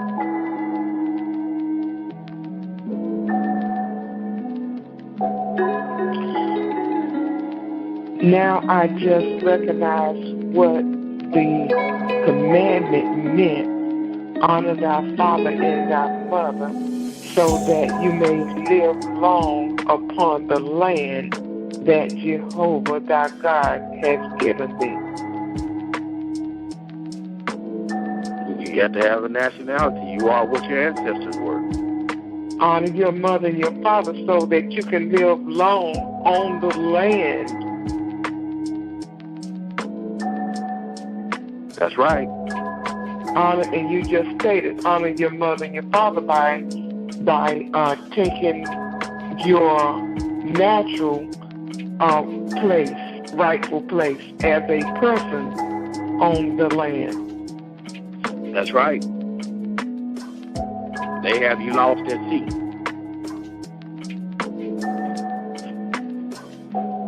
They have you lost at sea. Lost at sea. And that makes so much, now that goes back to the Words video that we've been watching, where it talks about how you come into the dock. Mm-hmm. It all makes sense now. More so. They have you lost at sea. You have to get Lost you have to get back in accordance with the law. But I want to make sure that the caller that I answered her question, the second half of her question, was there any clarity further clarity that you needed? A little bit. I followed you up until the very last point where you said if you were going to sue them, they have no money, they're bankrupt. But correct. Dr. W.C. was talking about increasing whatever we were anticipating to receive to go into the trillions. If they are bankrupt, then how do we increase our rightful heritage or inheritance? Okay. Here's the thing. There are bonds that have been placed out there on you. Okay. Where all of these bonds are, there are accounts that's been opened on you. Where all of these accounts are, I don't know how you would find them. But I do know this. As for myself, what I had done was I had established a bond based on the birth certificate, and I set a value to it. And under Uniform Commercial Code, I used the code. That code, contrary to popular belief, actually came out of ancient Sumerian law. You can go and read the Code of Hammurabi, ancient Babylonian Sumerian law, and you will find out that that's ancient merchant law. I set a bond, and I did the contract, and underneath the code, which is now, they passed this statutory law, and the U.S. Supreme Court said, hey, this is law.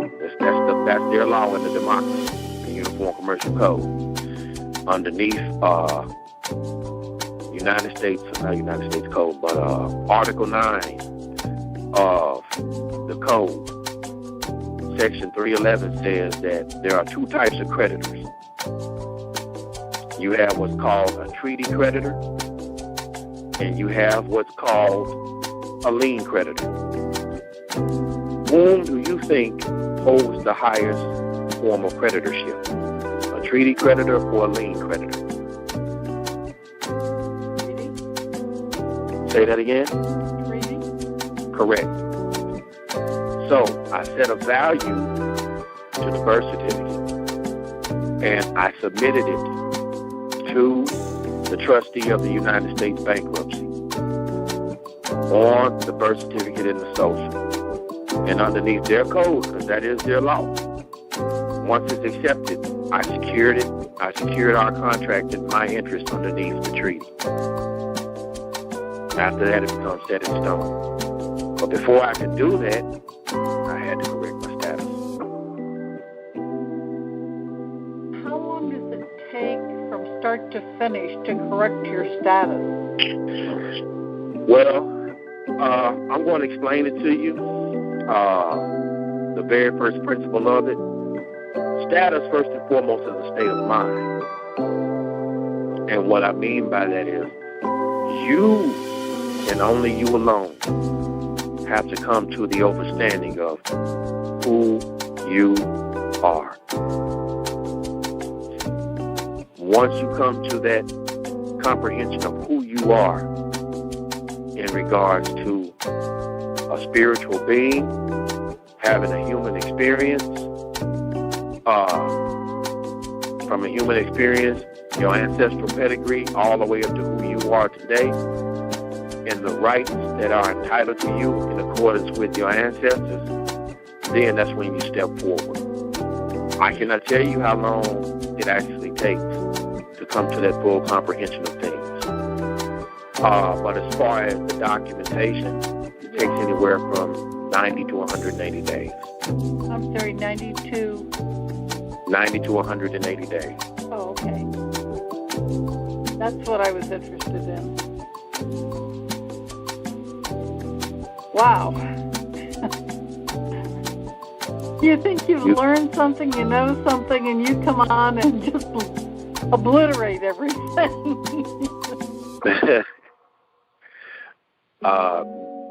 Let me tell you, these guys, I mean, the system is not a bad system that they have set up.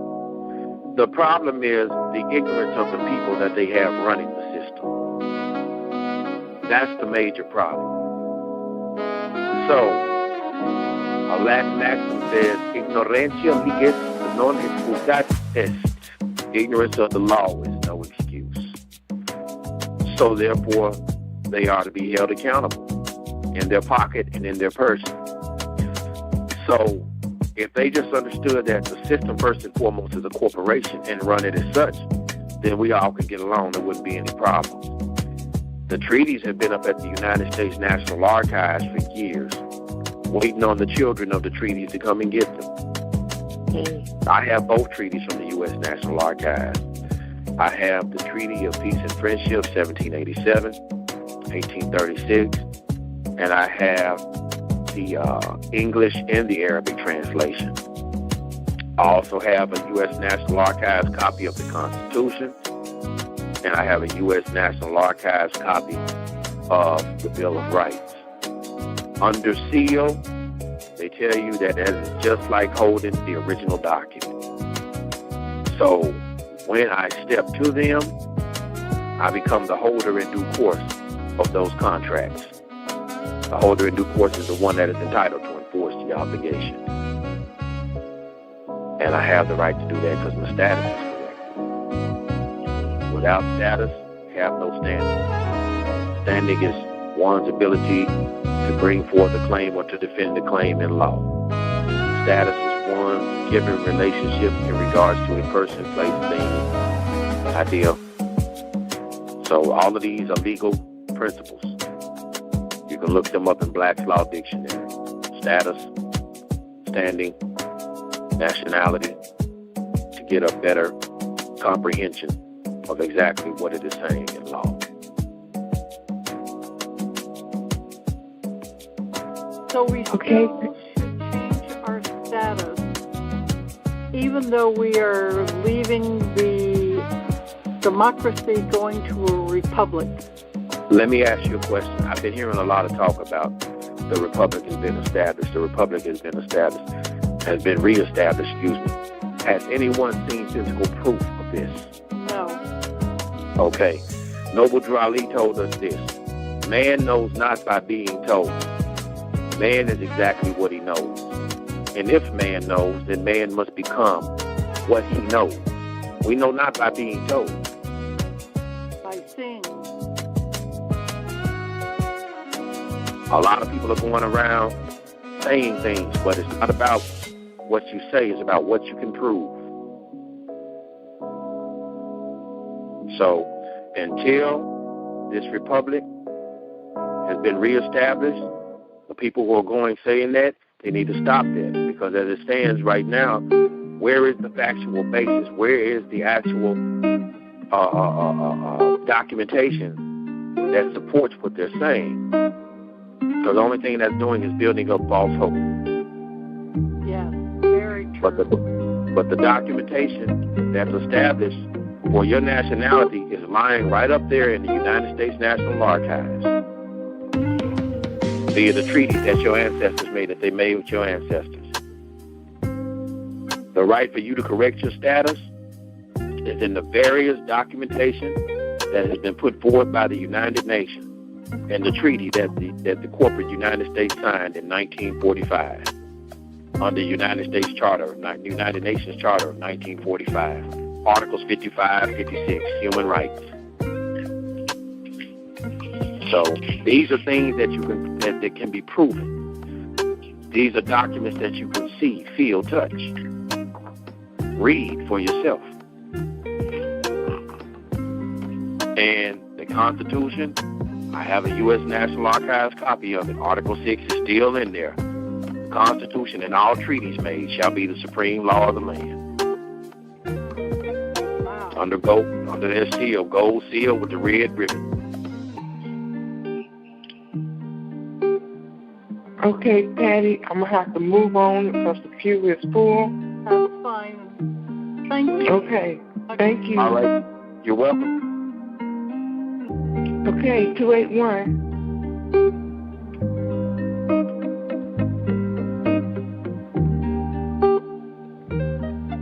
Yeah, Shondo? Yes, I'm here.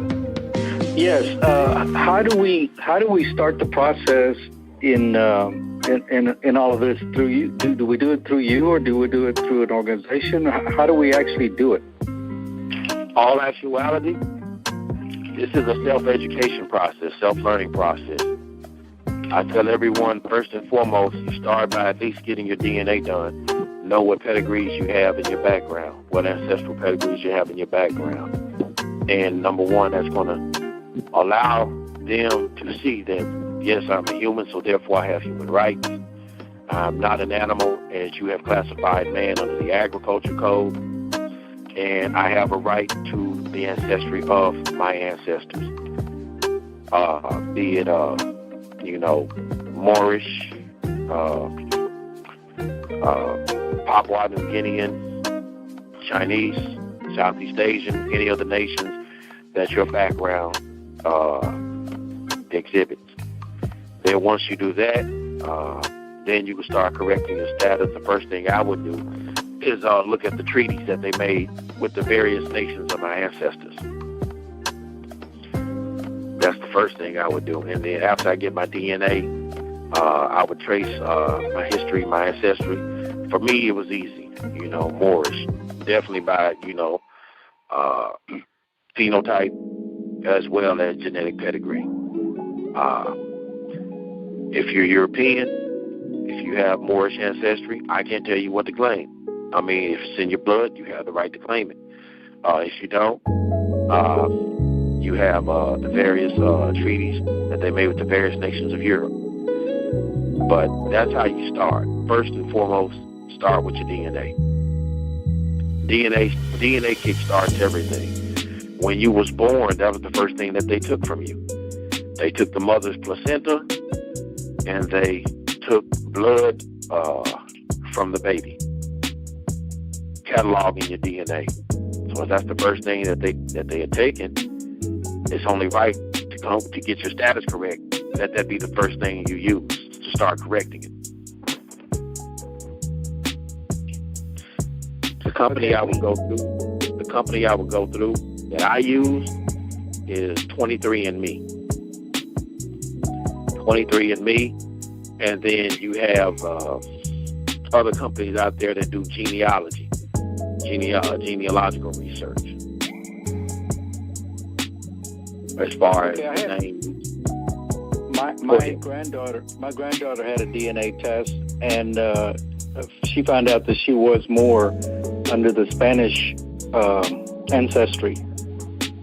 Okay. Because we are Hispanic. Okay. So she, what did it come out as on the DNA test? Do you remember? No, I think it was like 68% Native American. Okay, what company did she go through? 23andMe. Okay, then if that be the case, if it came out Native American, they use 5 tribes at 23andMe.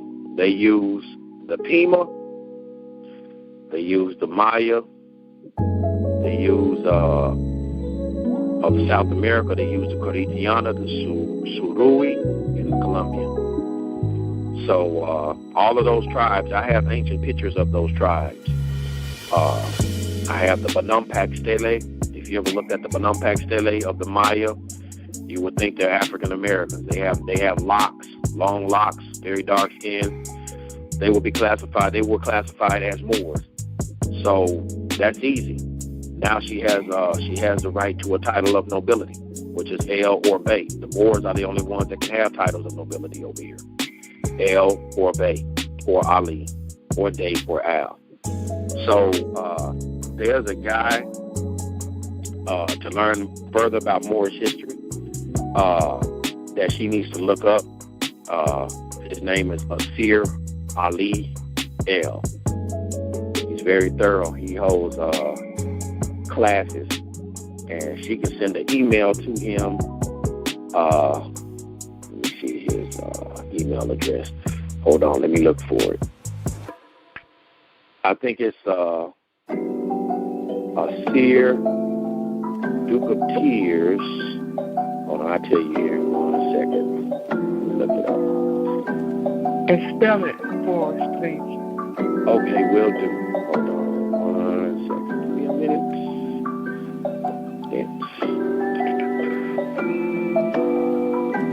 Okay. Oh, I know where's that. I'm back. Yeah, I just here. Okay, here we go. So, I'm opening it now. Okay. It's House of L. This is the one that he normally mails out on. House, House, of O-F, L-E-L. House of L at hotmail.com.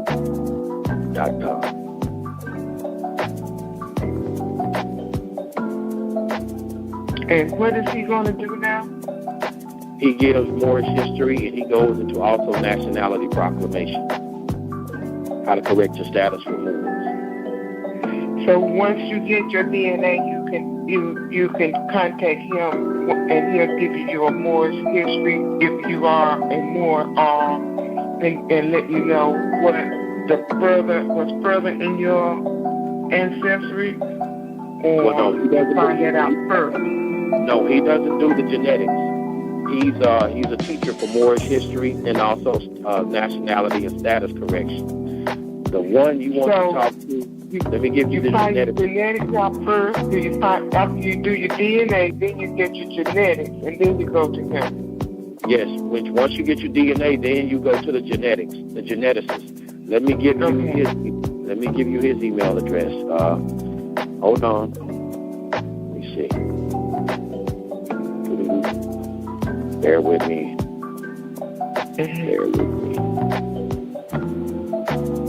Okay, let me go to sent.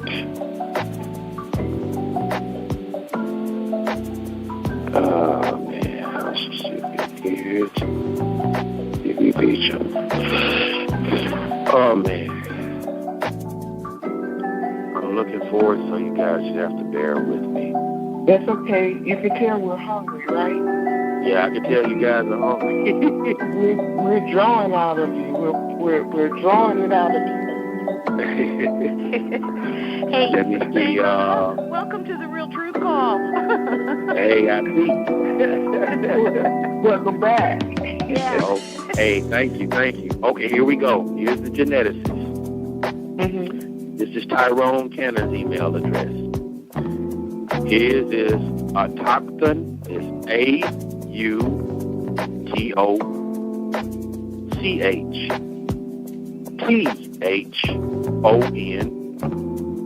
dot Tyrone TYRONE Cannon CANNON at gmail.com. So that's autochthon AUTOCHTHON dot Tyrone Cannon TYRONE CANNON at gmail.com. And that is the geneticist. He is the geneticist, and Sir Aliel, the one I gave you earlier, he's a great Moorish historian, and he also has a doctor's degree in jurisprudence.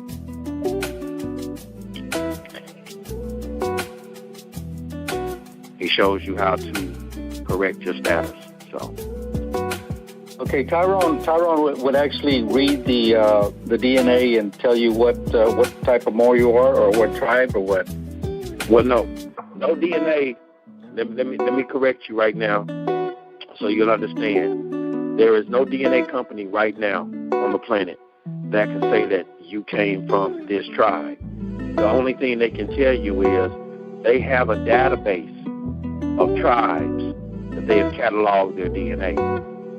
And once they take your DNA and they compare it to the various tribes or nations whom they have DNA cataloged for, they do a match or a comparison to show, yes, you have ancestry from here, you have ancestry from there, you have ancestry. In other words, your gene shows an affinity with these people. showing that you had some ancestry from there. But that could be various tribes. But you got to understand the tribes are cultures. That's all tribes are. They're cultures. They're not different races. They're not different races whatsoever. That's like you taking a Cherokee and a Choctaw and a Seminole, and you do a DNA analysis on them. 99.9% the DNA is going to come back similar, where you will be able to tell them apart as different tribes. What makes them different tribes is their culture and the language or the tongue that they speak or the ancestors spoke. That's it.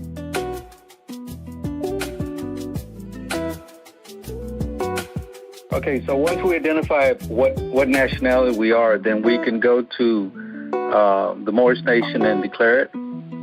Yes, you can. You have the right to a nationality. That's international law. And then how do you choose your Moorish name? Does that have anything to do with your tribe or your title? Your title, L or B? L is your creator. Other name. Your free national name. Yes. Well, that would depend on you. You know, as indigenous peoples around the globe, whether we were Australian Aboriginals, or whether we was the Khmer Empire, Southeast Asians, or the Moors and so-called Africa, or the ancient Moors over here in America, we always chose our names in accordance with our spirit. Names was something that was sacred, something that was spiritual. You just didn't throw a name on something. It had to be attributes, spiritual attributes, divine attributes. That's how you choose your name. And then that will that have any play on the zodiac and astrology? Well, for some culture of Moors, yes, that did play a part. Like, for example, for me, part of my title is Akwesi. Akwesi is an Akan name. Akwesi means born on Sunday. That was the day of the week I was born on. I was born on a Sunday, so it's Akwesi. Akwesi means born on Sunday. So, I mean, naming is something that's not to be taken lightly. Right. That's something that's very serious, very spiritual, because, you know, you understand about the powers of the tongue and what, you know, what you can place upon yourself. Once you place something very powerful upon yourself, you have to live up to it. And this could make a whole difference in a person's persona altogether once they, you know, go through this process. That's right. That is true. Because whenever I saw your original papers, it was such a spiritual experience. I had to sit still for about 20 minutes. I couldn't move. It was so spiritual. It was just like the spirit of that whole all the go paperwork was just so powerful. Just reading it. Thank you. Praise be to the Most High, Creator of the heavens and earth. This is something that, you know, like I said, this should be taken seriously, you know, never lightly, because, you know, this is how you're going to basically rewrite your family's history, you know. And, you know, those who study the Helios Biblos, known as the Bible, you know, whenever great missions were undertaken or ordained by the Supreme Creator, name changes was always called for. So, like I said, you know, once you declare your nationality and correct your status, it has to be known that you have to rewrite the history for your family in the correct order that it should have been from the beginning, to set the record straight once and for all. Because if we don't do it, then if we don't do it, then the only thing it leads to is another generation after you're gone of chattel slavery. Yes. Thank you. 281, are you done? Yes, thank you. Yes. Thank you so much. 330. Hello, good evening, or might as well start Good evening. Good evening. Good evening. My name is Paris, and what I was calling for, I find that this is so interesting and so enlightening. It's just unbelievable. I have done my DNA test, and with mine, it's like 26% of African, and then the European is 32%. Okay. And, just wondering, I heard you mention something about either your mother's last name or your father's last name. My mother's last name is Jennings. My father's last name is Grooms. Okay. Okay. And then I had done, some names on, like surnames. Some of the names that come up as surnames was for, like, Jennings was basically like English, Irish, or, and then with my father's name also, like a lot of English and Irish. And then also when I did do my DNA test and I happened to, print it out and stuff, what was kind of mind-blowing was it had Finland and Northwest Russia, which is 3%. And then Scandinavian, like 5%, and Great Britain, 18%. Okay. Okay. So let me ask you this, who'd you go through? I went through Ancestry.com. Ancestry.com? Okay. Yes. Okay. So are you asking me where do you go from here with that information? Yes. Okay. Well, first and foremost, status correction is the next thing. What I would do is I would get in touch with Tyrone Cannon. Okay. And see what he would do, what he can do for you as far as, where are you looking at going? Are you looking at Moorish nationality, or are you, where exactly are you looking at going? You know what? I really don't know, because, there's a lot that I had printed out, in certain parts of, like I said, certain parts of Africa, Togo, Cameroon, the Congo. Then it was another part like South Central, Hunter. And then with the Great Britain was 18%, Scandinavian 5%. Then there were some traces they weren't quite sure. Come up with, like I said, Finland, Northwest Russia. Yes. And there's another one, I can't pronounce this, but I think it's IBERIANPENINSUIA. I'm not quite sure how you pronounce that one. Say that again. It's IBERIAN. Iberian. Okay. Iberian Peninsula. Yes, that's it. That's the old Moorish empires. That's Spain. The Iberian Peninsula is Spain and Portugal. Oh, okay. Yeah. Wow. Wow. Yeah, that's the old Moorish empire of the East. That was part of the territory. So you have to understand, at that point in time, the Moors had control of southern France, Spain, Portugal, houses of nobility, Moorish nobility in Germany, Russia, Scotland, Ireland. If you go and read the book, The Moors of Spain by Stanley Lane Poole, and also read the book Ancient and Modern Britain, Volume 1 and Volume 2. And if you look up the author, J.A. Rogers, he goes into Nature Knows No Color Line. That's another book, Nature Knows No Color Line. You will find out that what they call the black nobility of Europe, I'm sure a lot of you guys have heard that term by David Icke and various other people that go into the occult aspects of society, about who actually runs things. They call themselves the black nobility, where the term black nobility means that they actually came out of Moorish houses of nobility. Okay. Yeah, the Moorish houses of nobility of old Europe. And a lot of them, what they did was, because you have to understand, when Rome had fallen, when Rome was an empire, you had, contrary to a popular belief, if you go and study the real history of Rome, you had a lot of, I don't like using the term, but for conversation's sake, black Caesars. Septimius Severus was one of them.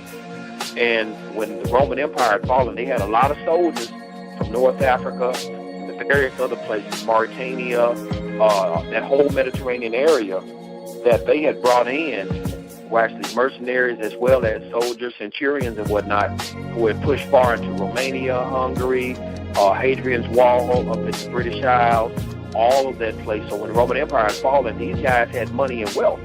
So they actually had taken wives from the surrounding areas, which were actually European. This was the beginning of your black nobility. Oh, okay.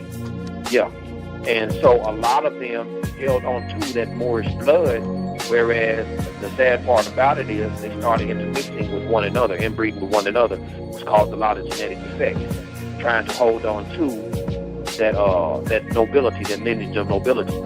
But if you have blood from the Iberian Peninsula, which I do as well, yeah, you have some lineage of some ancestors from that old Moorish Empire prior to the Inquisition of 1491. Okay. Wow.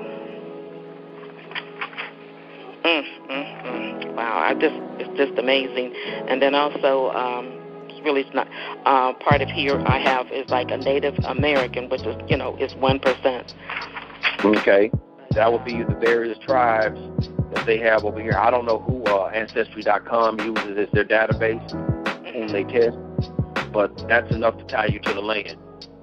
That's enough to tie you to the land, and the Iberian is enough to put you underneath the treaty. Because, see, when they made the treaty with the Almoravian Empire.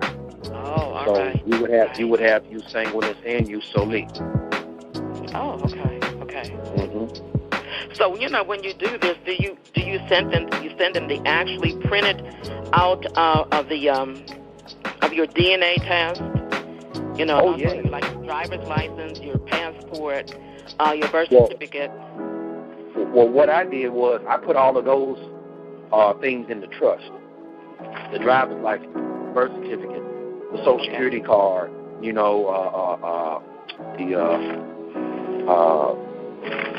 passport. I put those things in the trust.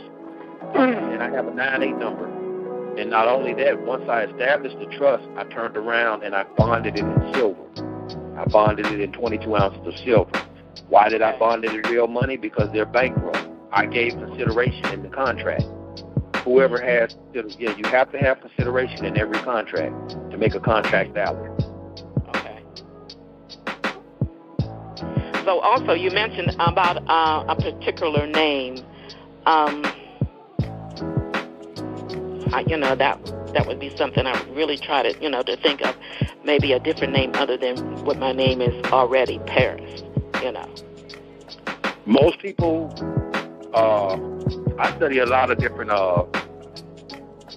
spiritual philosophies, the Yoruba tradition, ancient Comedian tradition. So therefore, my name is going to reflect the things by which I study and try to apply to my life. But your maiden name or your married name, most people just add once they proclaim their Moorish nationality, they just add an L or a Bay to their family name.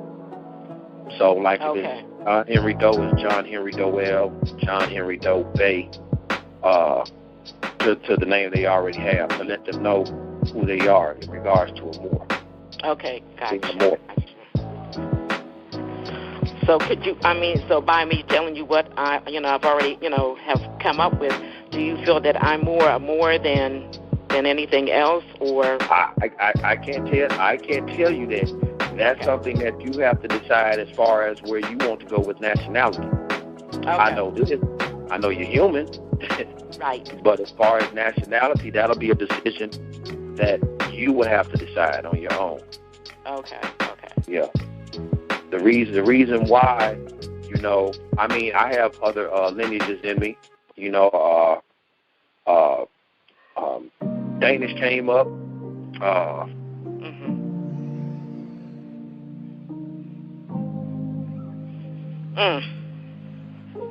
Well, the thing about it, I've always felt that even as a young child, I've always liked, seeing pictures of Europe, as a child growing up.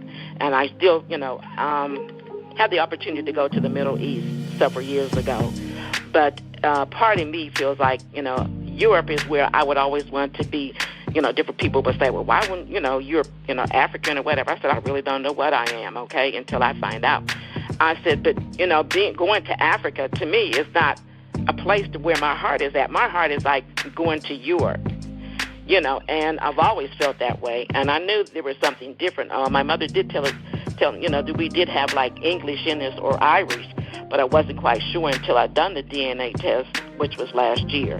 This is my second one. The first one they got was like a map, and it was just mapped out, and then they had the little color blocks and stuff, not giving you the percentage of what you were, or if you were Russian or you were English or Irish or African, But the second test, then they broke it down, into percentage.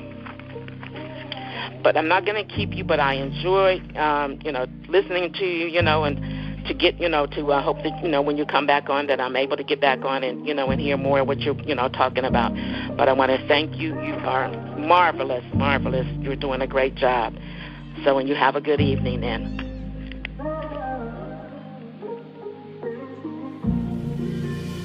Yep, they knocked me out. I thought so. You know how they play. Okay. Yeah, I'm sorry about that. Yeah, to the caller, tell them I'm sorry about that. You know how they play, Doc. They like to knock you out when you do too much. Yes, okay. I saw you disappear for a minute, then I started looking for you at the top. Okay. Okay. But, what I would do is I would definitely get in touch with Tyrone Cannon and strike up a rapport with him to see where he can take you from there, because he prepares a descent. And he's very good at it. Yeah, what he does is he ties you to the land, to the soil over here. That doesn't negate your own other nationalities. Because like I said, I have, various other European nationalities that showed up in my background.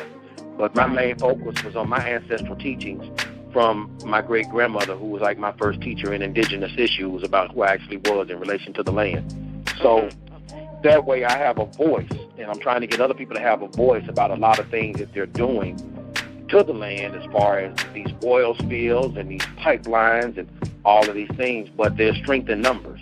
So the more of us that are actually attaching us, your sanguineness to the land, the stronger that voice becomes about issues and things that they're doing to our land.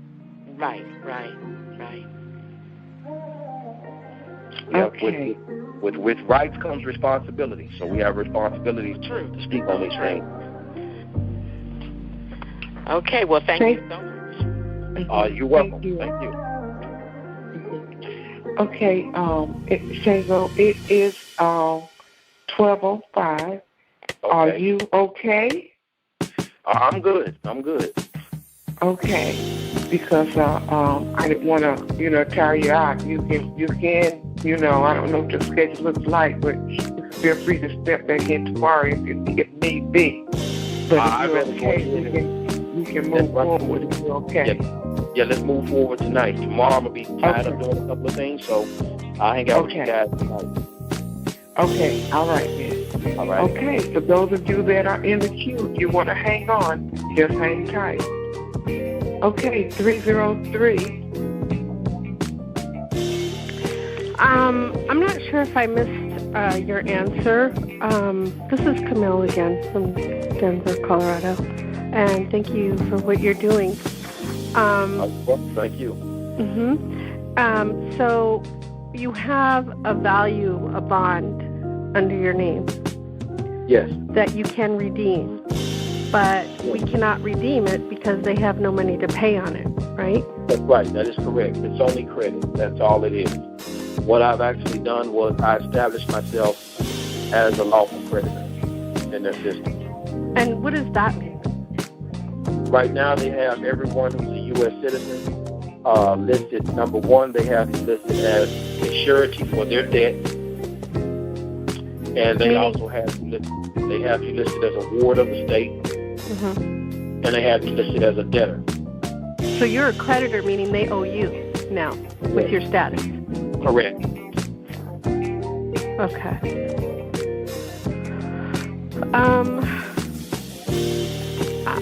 I heard that I've heard that they, because I know that you register your paperwork through the International Commercial Code, right? The Uniform Commercial Code. Or Uniform Commercial Code, yeah. Yes. And in doing so, I mean,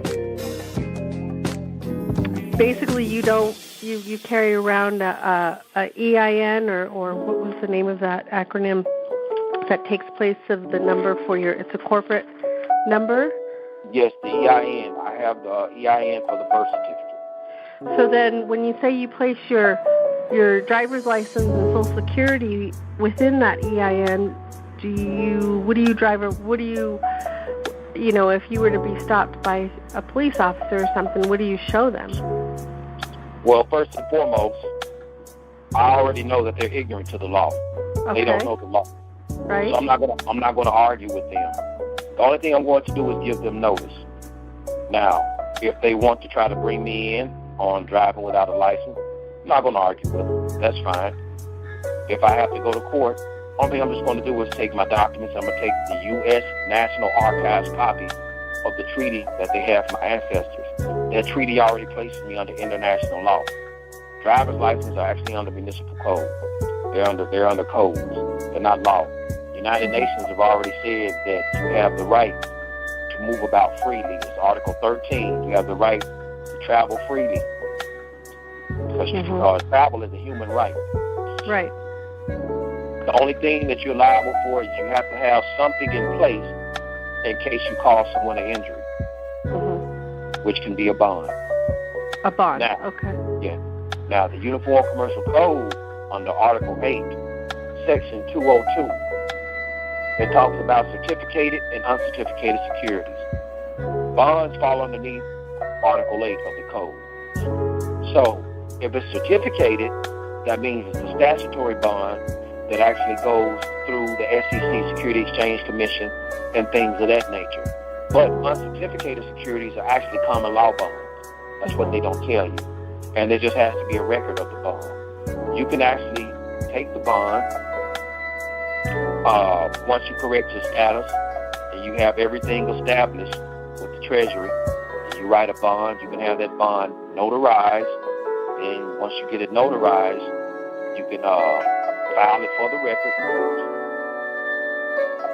if you wish to file it for the record, or you can wait, and once you get it notarized, you take it to the Secretary of State, and you have it authenticated. You have the notary signature, the bond, authenticated at the Secretary of State in which you reside.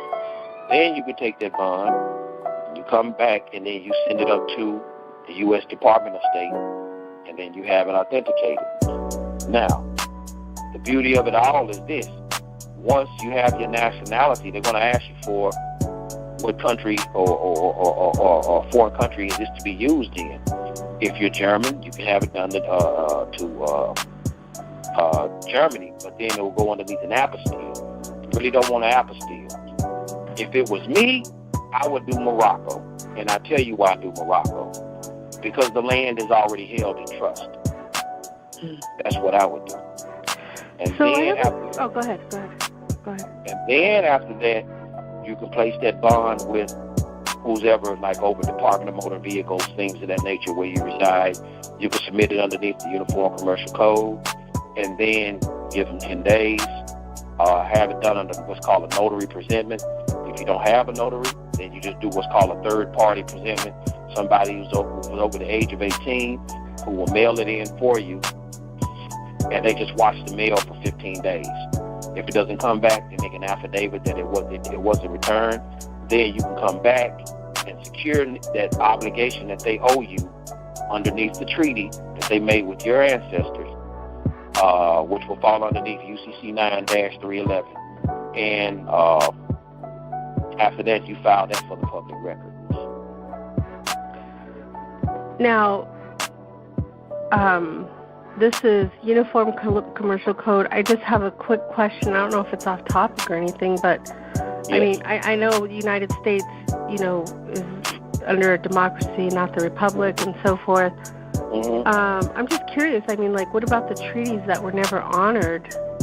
They had the Native Americans had 500 treaties with the United States, and all of them have been broken. I know this might not be irrelevant, but that's the question that comes to mind. Do you know why? Because Indian is the people were chattel. Their status was not listed properly. Exactly. Okay. Exactly. Indian is color of law. And they didn't tell them that, of course. Okay, so here's my third question, and then I'll pass the talking stick. Yes. So you said you need a lot of people to help you. I need a lot of people. Yes, I do. Okay. So to work with you, to work for you, to make career changes, help me out. Maybe I could help you. I'm looking to do something different for the next part of my life. Trying to get as many people to understand that this status needs to be corrected. That is the only way you will have a voice. And not only that, to tell people every time you vote, you agree to the fraud. You agree to the fraud. When people go to the polls and they vote, they say, yes, I'm in agreement with their democracy, even though it's outside of the Constitution. And I'm going to declare myself as being alive at this point in time to give my voice to their fraud. That's what voting is saying this day and time. So how do you think this whole infrastructure is going to be? I know it has to crumble at some point. Well, what's going to happen? I just want your thoughts. I know I'm going on topic. Go ahead. Sorry. What's going to happen is this. If it crumbles, well, not if it crumbles, but when it crumbles, the first thing that's going to happen is the creditors have to be satisfied. So whoever the United States owes money to, of course they don't have it, they're going to pass it off to the surety. And who's the surety? The U.S. citizen. So therefore, the U.S. citizen is liable for the debt. And if the U.S. citizen can't pay, now the U.S. citizen is the trust corporation or the legal fiction that was established on you at birth. Then they get to take the assets of the corporation or the U.S. citizen trust corporation that was established. So what is the asset? The human body. Which means what? They get a and its ability to produce labor. Have you seen the Hunger Games? Okay, going after everybody, basically. Those whose status is not correct. Yes. And, well, what about this? And what you're meaning is confiscating their property and all of that. You are the property. You don't own the house. You never own your home. So if I'm the property and somebody goes after me and kills me, then that's kind of... They're not going to kill you. Your ability to produce labor is too valuable. Okay, so what about this? Have you heard about Nasara law? I've heard about Nasara. I've heard about Nasara, but once again, I fall underneath these principles. Until I see it, the actual physical document, only thing I hear is words coming from people's mouths. I do not know by being told. Right. Because go ahead. The Constitution I can touch. I have a U.S. National Archives copy of that. The Treaty of Peace and Friendship I can touch. I have both treaties, U.S. National Archives copies of them. The Bill of Rights I can touch. I have a U.S. National Archives copy of that. This Nasara, I don't have no U.S. National Archives copy. I don't have a copy of it. I understand. Go ahead, I'm sorry.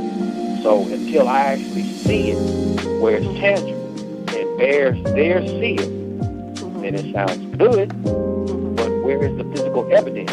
Remember, if you go to a court, they have what's called rules of evidence. Where is the evidence? let me ask you this. The United States is a corporation. Yes. And when a corporation cannot pay its debt, I mean, why doesn't it just go bankrupt to erase all the debt? I mean, the Federal Reserve isn't even tied to the U.S. government except through the Reserve Act, but the Federal Reserve is a private entity. I mean, if the United States goes bankrupt, then it erases all the debt. Okay. And what you're saying is true. The United States is bankrupt. They are civilly dead in the eyes of the law. That means we don't owe anything. They're going to go bankrupt. Okay, technically you're right. But look how many people in their system right now that believe otherwise. They are the ones that's keeping it alive. And number two, look how many people in their system that refuse to correct their status. And by you not correcting your status, you're held as property of the corporation, wards of the state. So are they bankrupt technically? Lawfully, yes. Technically, no, because they hold the people and the people's ability to produce exorbitant amounts of labor. That's what actually pays, or actually keeps the debt machine running. The people's ability to produce labor. And the rewards of that labor are extracted through taxes and the various types. So you're right by law. Yes, they are bankrupt. But as long as the people continue to participate in that fraud and they have not repudiated the fraud, therein lies the problem. That's right. But how do you get rid of that ignorance? Now you see, now you understand why I said I need help. Wake people up and wake them up. Educate them. Uh-huh. Okay. Thank you for what you do. I'm going to pass the talking stick. I joined your Genetics and Trust Law. I'm Camille. Okay? Okay, thank you. Thank you.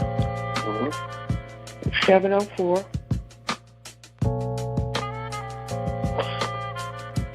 Hello, everyone. This is very enlightening tonight because I've always wondered, why is it that all black people around the world is being treated the way that they are treated? And now I know. And I always when I talk to people, I said, there's something about us that they don't want us to know. And, I mean, you know, us being black, no offense to white people, but there's something none that... taken. Huh? I said none taken, Diane. Okay. And I was afraid... Both verbs. I was afraid to voice this. And one night when I was looking at PBS and it was showing the people in Janeiro and in Brazil, Mexico, all around the globe. I mean, even in India. So I said, there's something they have hidden from us, but they just don't want us to know. And then it just resonated with me by listening to Osango. Obachango. And I did join your Facebook group because I like to know more about it. And then there's that spiritual figure that comes into play. Because when I went abroad, I had a vision of the ancestors dancing. Have you ever experienced that when you've gone to another place and you see these things, not physically see them, but in your mind, it's hard to say what it is. I mean, you could just see them dancing. Mm-hmm. I've experienced it. I experienced it when I was in Dominican Republic in 2007. Oh, okay, so I'm not crazy. And then when I was watching PBS, I saw my spirit getting bigger, and I had some kind of head hat or something. It's like a cootie. I think it's kufi on my head, and I had a long dress on, and as I was watching this show and it went off, my spirit was getting bigger and bigger because it was, I said, I have to go take care of my people. I can remember that. And I wasn't asleep or anything, so I just wanted to get that out and see if you had anything like that happen to you. Well, I can share one experience with you. I had gone to Dominican Republic in 2007. And the family that I was staying with at the time, I think I've shared this before in your show, Doctor. There was a girl by the name of Catherine, and we were staying with her grandmother. It was a very wonderful experience, very, very spiritually enlightened. She had come home from school one day, and at the time, as far as nationality, status and standing, and the law, I was ignorant at the time of any of those things. And she had come home and she had asked me how I was doing. I thought I was doing fine. I was sitting outside on the steps. It was a beautiful day that day. She came outside and she sat down beside me and she said, "You want to know what I learned in school today?" I said, "Yeah, Catherine, what did you learn?" She said that, "Well, today my teacher told me that the Moors are the original people of the land and that Atlantis was real." Now, this is what she told me. Wow. And this was in 2007. I think Catherine was 12, maybe going on 13 years old. So that let me know that they get taught entirely different history and curriculum in their schools than the one that is taught in the United States. Right. So when I had gotten back to the United States, back to Georgia, it kind of floated around in my head when she taught me. She had told me, but I still didn't understand where I fit in with it until I had actually gone to a meeting one time at the Moore Science Temple, one of the temples in Atlanta. And I heard the moderator of the temple, he was speaking on the history, and he made all of the dots connect from what I was told in the Dominican Republic to what I was taught as a young child by my great-grandmother. And that's when I come to the revelation of who we are in our relationship to the land. And the biggest secret right now is our relation to the Americas, our ancient history to the Americas. So it is one of the reasons why so-called African Americans and black people are treated the way they are, not just by so-called white people but anyone else, including so-called Africans coming from the continent known today as Africa. And one of the reasons is because we don't know who we are. When you don't have an identity, people are going to treat you as such. Right. They can't see you. You don't exist. You're missed. You know? And therefore, therein the problem lies, with you being a stateless person without nationality and at ground zero for trying to obtain any rights that are due you in accordance with nationality. And that's the biggest secret. Because the moment you wake up, the fraud stops. Right. it has to cease. And I guess Malcolm X woke up too, because he went to the I think it was the UN to plead the case for the people. Mm-hmm. And so he didn't get as far, because he was killed. Mm-hmm. And so the people didn't get that knowledge Mm-hmm. in claiming their status. That is correct. Oh, okay.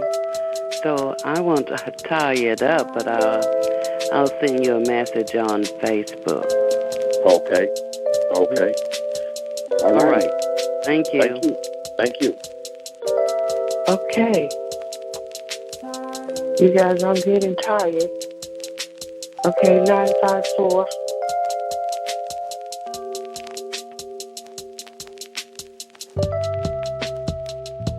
Hello. Come on, 954. Hello. Can you hear me? Hi, come on. Yes, we can hear you. Okay. The lady who asked about the trust comes under Saint Germain's trust. As for the gentleman who's on now, my question for him was, did the Noble Ali did he say, do not get rid of your slave name? I've heard that several times. Yes, that is absolutely correct. I beg your pardon? Yes, that's absolutely correct.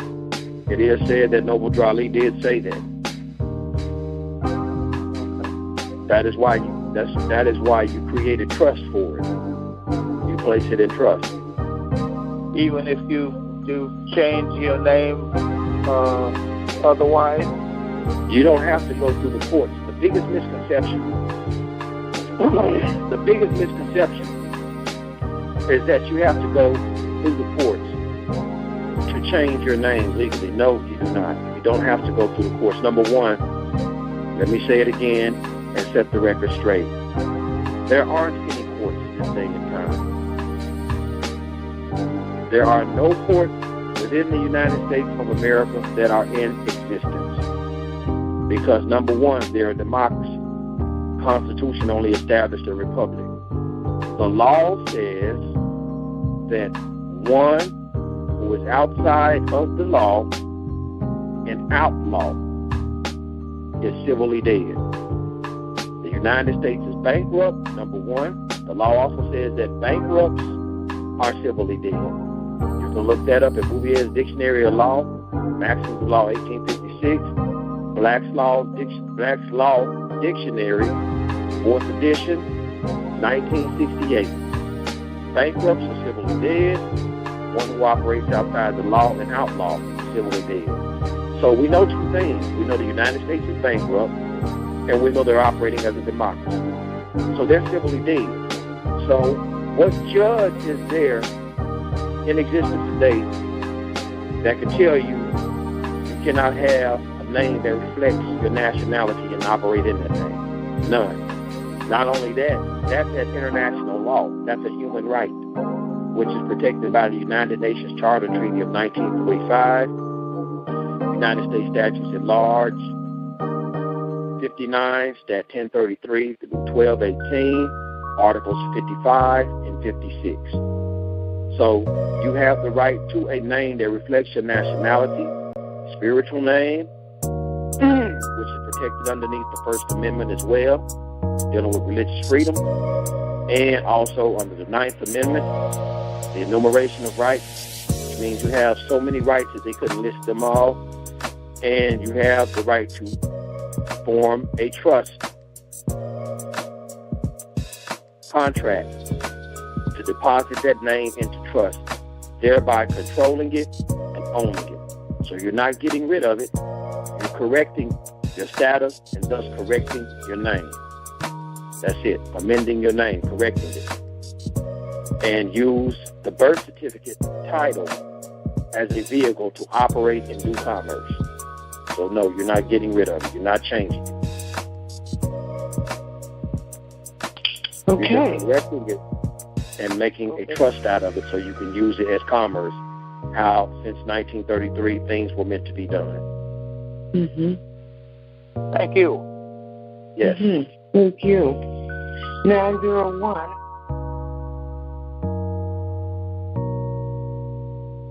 Can you hear me? Yes. Yes. Good. Okay. Dr. W.C., would you mind explaining to people what to do to get in? Because I think last time I couldn't get in. I was hitting the button wrong. But I want to thank you for having this call. I got in late, but I have a question for Mr. Shango.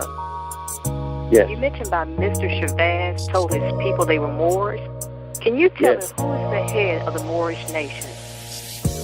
Who is the head of the Moorish nation? Yes, sir. Well, that's a good question. As it stands right now, you have to understand that there were over 500 nations over here during European colonialism, which were erroneously classified as Indian. So there technically is no one head of the nation.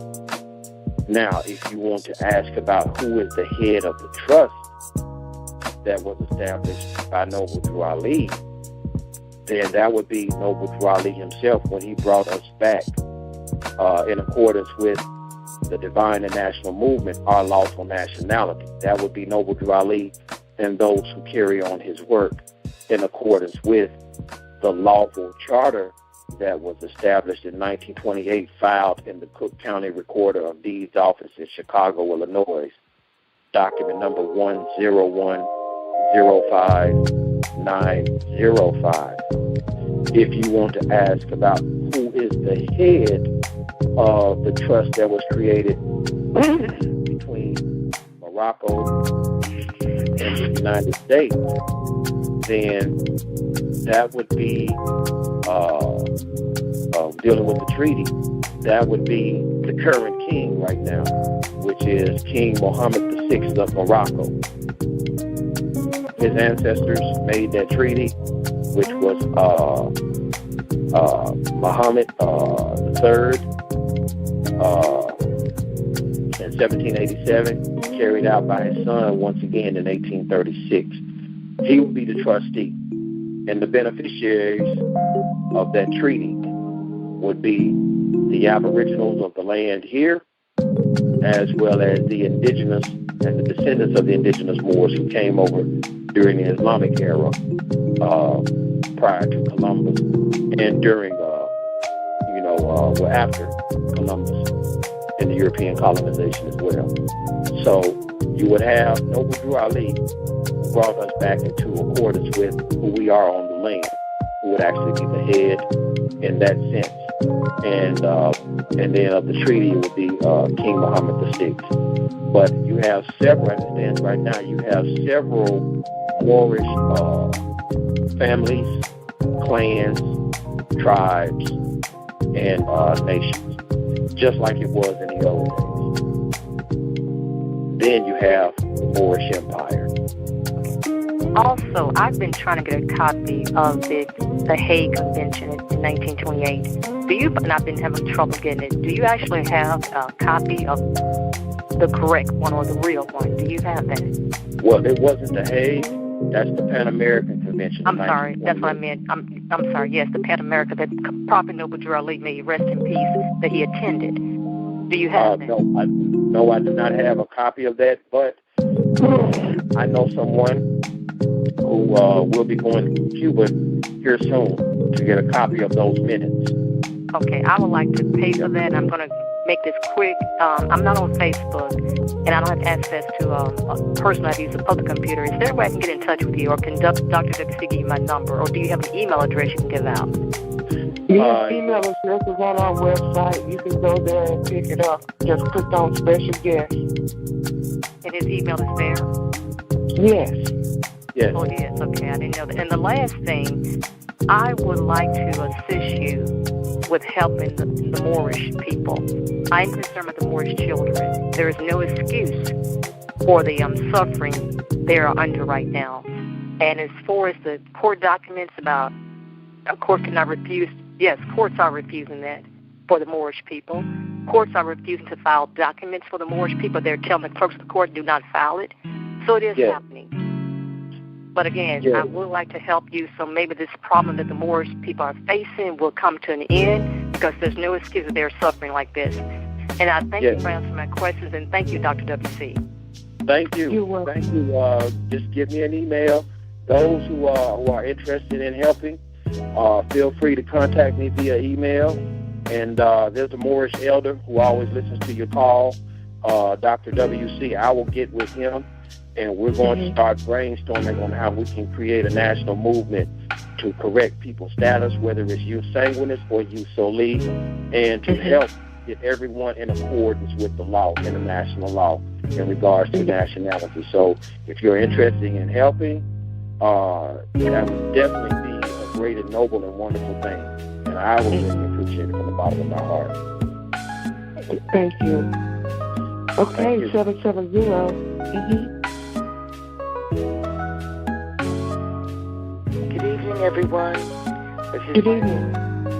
I had a question for Shango about the birth certificates. I know I mentioned this once before, maybe last year on the call to Captain, but regarding what Shango is talking about now, what about people who did not have a birth certificate when they were born? Okay, as it stands, I think I remember you calling from Michigan, right? No, I'm calling from Georgia. Georgia, okay. If you didn't have a birth certificate when you were born, does that person have a Social Security card? Yes. Okay, so they're in the system, so therefore they have been pledged and hypothecated as well. That doesn't matter if you don't have a birth certificate. You use whatever documentation that created the trust on you. Well, I have one now because I did a delayed registration of birth, not knowing any better, when I was 36 years old. Okay. So my birth certificate would only date back to my 36th year of life. It doesn't matter. It doesn't matter. The reason being is because it is still a charter, a ins legis, legal fiction created on you. They have pledged you, they have loaned and borrowed, and the title that's on that birth certificate. And you have worked underneath that. Right. I'm assuming, correct? Yes. I so did you have that authorization at age 14. I don't know how I got it because they normally ask you for a birth certificate. But now, let me ask. Okay, let me ask you this. Were you ever paid any gold and silver? What's that word? I'm sorry. Was your labor ever compensated with gold and silver? No. So you've never been paid. So you have equity taxes, correct? Right. Okay. So therefore they owe you. Okay. Article 1, Section 10 is still very valid and alive in the Constitution. And it says, no state shall make anything but gold or silver coin and silver coin tender payment of debts. And if you go read the U.S. Supreme Court case of Hale versus Hinkle, it tells you H-A-L-E, Hale versus Hinkle. I think it's H-I-N-K-E-L or H-E-N-K-E-L. One or the other. I think it's around about 1906. It's H-E-N-K-E-L. Okay. It tells you that corporations are creatures of the state. Which means that if they are a creature of the state, that means that the state created them. So therefore, that means that the state in and of itself has a constitution.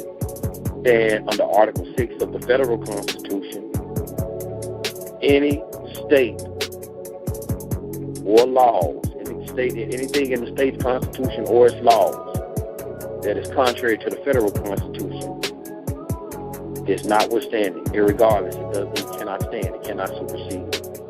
So that means Article 1, Section 10 is the supreme payment clause.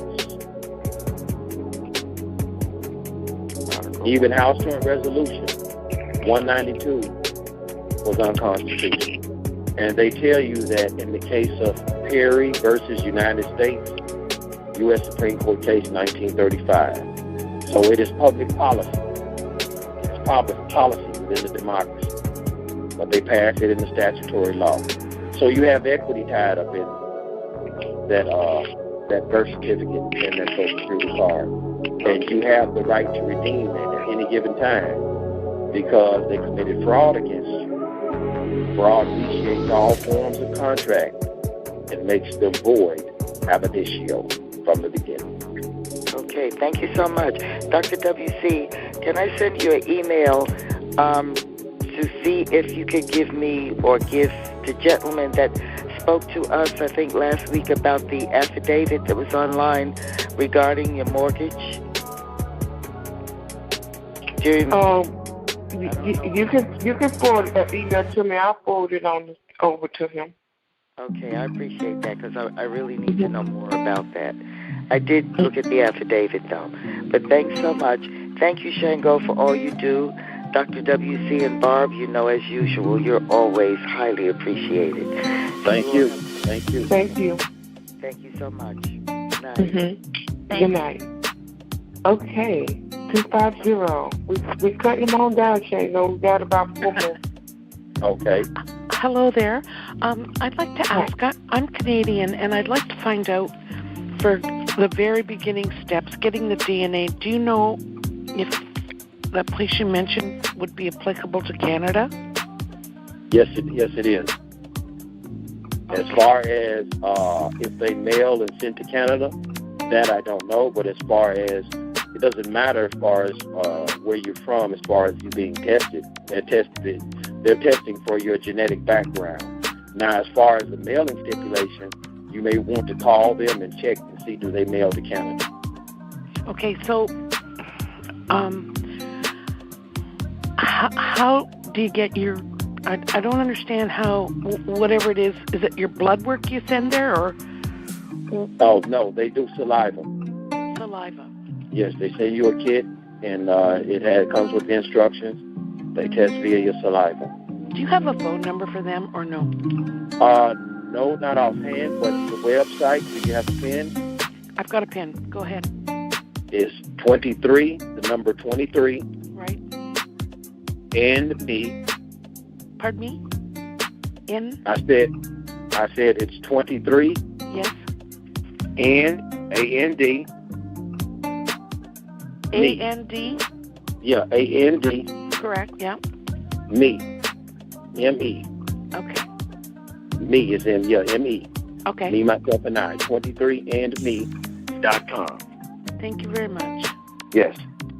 And the name of the man that you mentioned, would he be applicable for Canadians as well? Yes, he would. Okay. Thank you very much, sir. Yes, not a problem. Thank you. Thank you. Bye-bye. Bye. Okay, 404.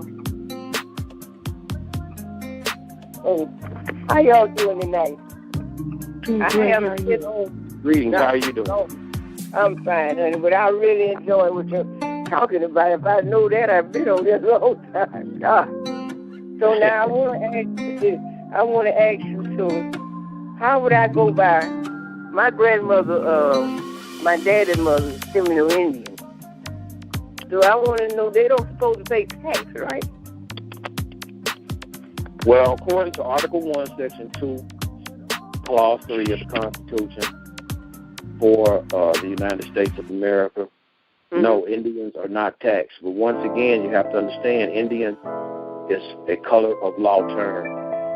But the thing about it is, you have to correct your status for it to apply. As it stands right now, there are 2 people in my clan, 2 Moors, and they don't pay state or federal taxes. Both of them have their DNA. See, when you do your DNA, rights of blood, whatever's afforded to you, rights of blood, rights of blood, it's going to supersede civil law. So if that is written in the Constitution, they have underneath United States Code, Title 8, section, it's 1401, parentheses B. Title 8 USC, section 1401, parentheses B. Anyone that's of an Aboriginal tribe cannot be a U.S. citizen if it affects their rights to property. So, with that being said, your rights to property will be your rights to your labor. So, how do you get that to apply to you? First and foremost, do your genetic background, prove you're tied to the soil. And once you do that, then everything else will fall in place. You start to correct your status. And when you correct your status, then the non-tax obligation is now awarded to you as a right, an inalienable right, due to your nationality, your pedigree, and your line of descent. So this what you just gave the lady 23 and me.com, is that when you get in touch with about your DNA? 23andme, A-N-D, me.com. Yes, ma'am. Right. That is the site that the geneticist that I work with, he uses. Yes, So, I wrote the site that he recommended. So what about the birth certificate? They owe you for your birth certificate? The birth certificate is something totally different. Okay. That just shows that an instrument of commercial value was taken out on you and created a trust. But in order to get to that, you first have to correct your status, which is via your nationality. And under nationality, then you have various treaties that would apply, by which you will be able to have access and use it in regards to the commercial aspects of that instrument. So you don't know how much it would cost you to do this? 23andMe is $99 plus $9 for them to ship it. $99 and what? Was it when I do do this on this, what you gave me, they'll tell me the price and everything, right? Yes, if you go to the website, read the website, they will explain everything to you. Okay. That's what I wanted to know. Thank you very much. Yes, ma'am. Thank you. It's 773. Hello. Go ahead, 773. 773, I apologize. Go ahead. Calling from Chicago. Shango, how you doing? Greetings, how you doing, Shango, I'm pretty good. I'm a Moor, and I got so many questions, but I want to hit on some of the main question is, I know that the birth certificate basically is just proof. You said it's documentation that they started using you as surety. Yes. So where do you actually draw the line? The statutory line, the line between corporate. Because you had made the comment that Dr. Henderson was kind of working, I guess, from a corporate standpoint. I'm not sure that's true, but I've heard people, it depends on who you're talking to. They say if you do an EIN, you're doing it with the statutory form. And I had heard people say that don't do it, because I've got 98, but I'm trying to decide what to do with it because, we've got this question about the trust. And so I think I heard somebody say you don't want to use any number that they create because I've been told that your Social Security card is theirs, and if you agree to use the number as yours, you come up under their jurisdiction, so to speak. Okay. So basically, go ahead. Go ahead. I don't want to interrupt you. Go ahead. Okay, so the birth certificate and the Social Security number is theirs, but you use that to document that they've been using your surety? That's the only reason why? Because aren't those fraudulent documents? Well, you have to look at it like this. Right now, this system is what you have to use as a vehicle to navigate in commerce. You just want to make sure that you're established and protecting property. Where you draw the line between statutory the rights that are naturally awarded to you is, I tell everyone, start with rights of blood. Rights of blood, it gets no higher. Rights of blood are spoken about in the Bible. Rights of blood are spoken about in the Quran. Rights of blood are spoken about as far as pedigree in various cultures around the world. In the United States of America, the rights of blood cannot be destroyed by any civil law, masters of law. So once you have established who you are genetically and then corrected your status, now, the only way the United States can operate is underneath the Uniform Commercial Code. That's it. They're a corporation.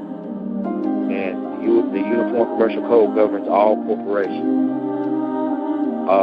In Article 9 of the Code, Section 311, there are two types of creditors. A treaty creditor and a lien creditor. Which one holds the highest status?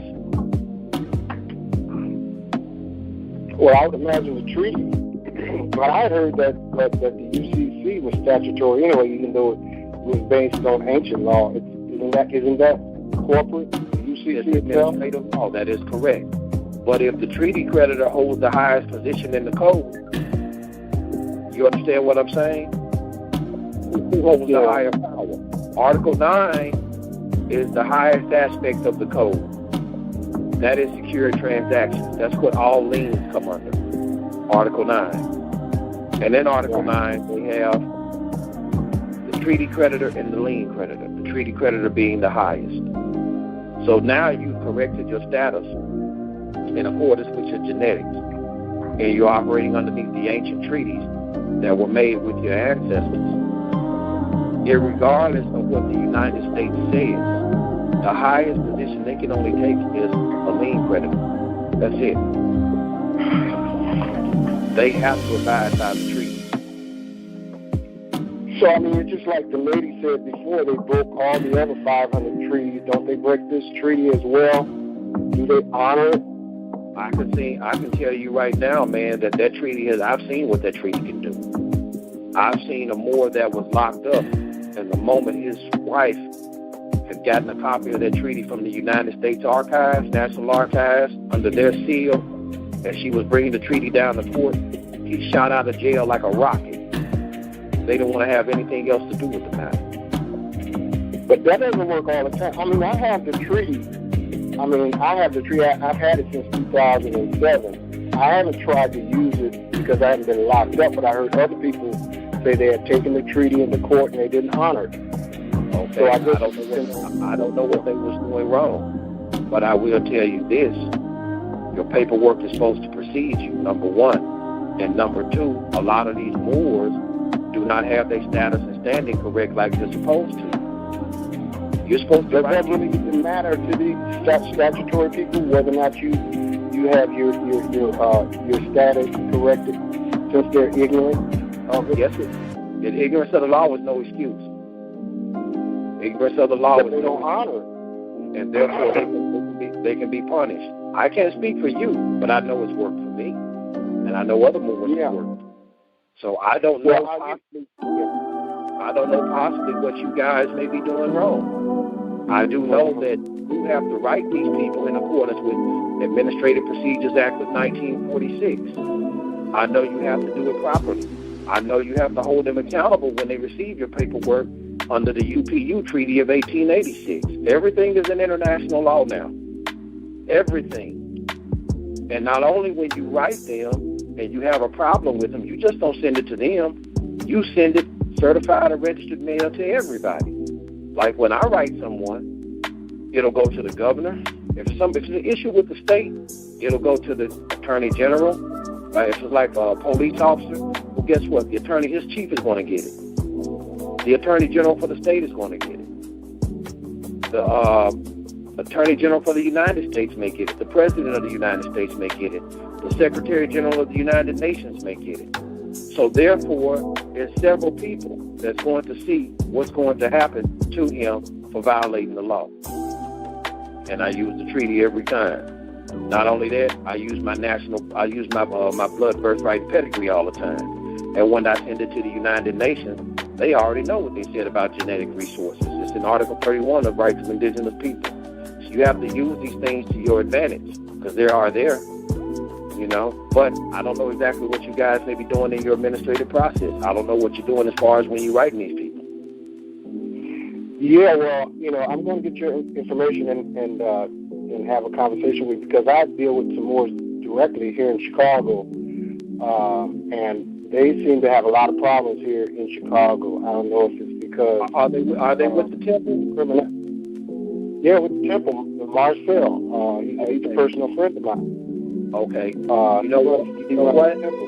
Let me tell you what's going on.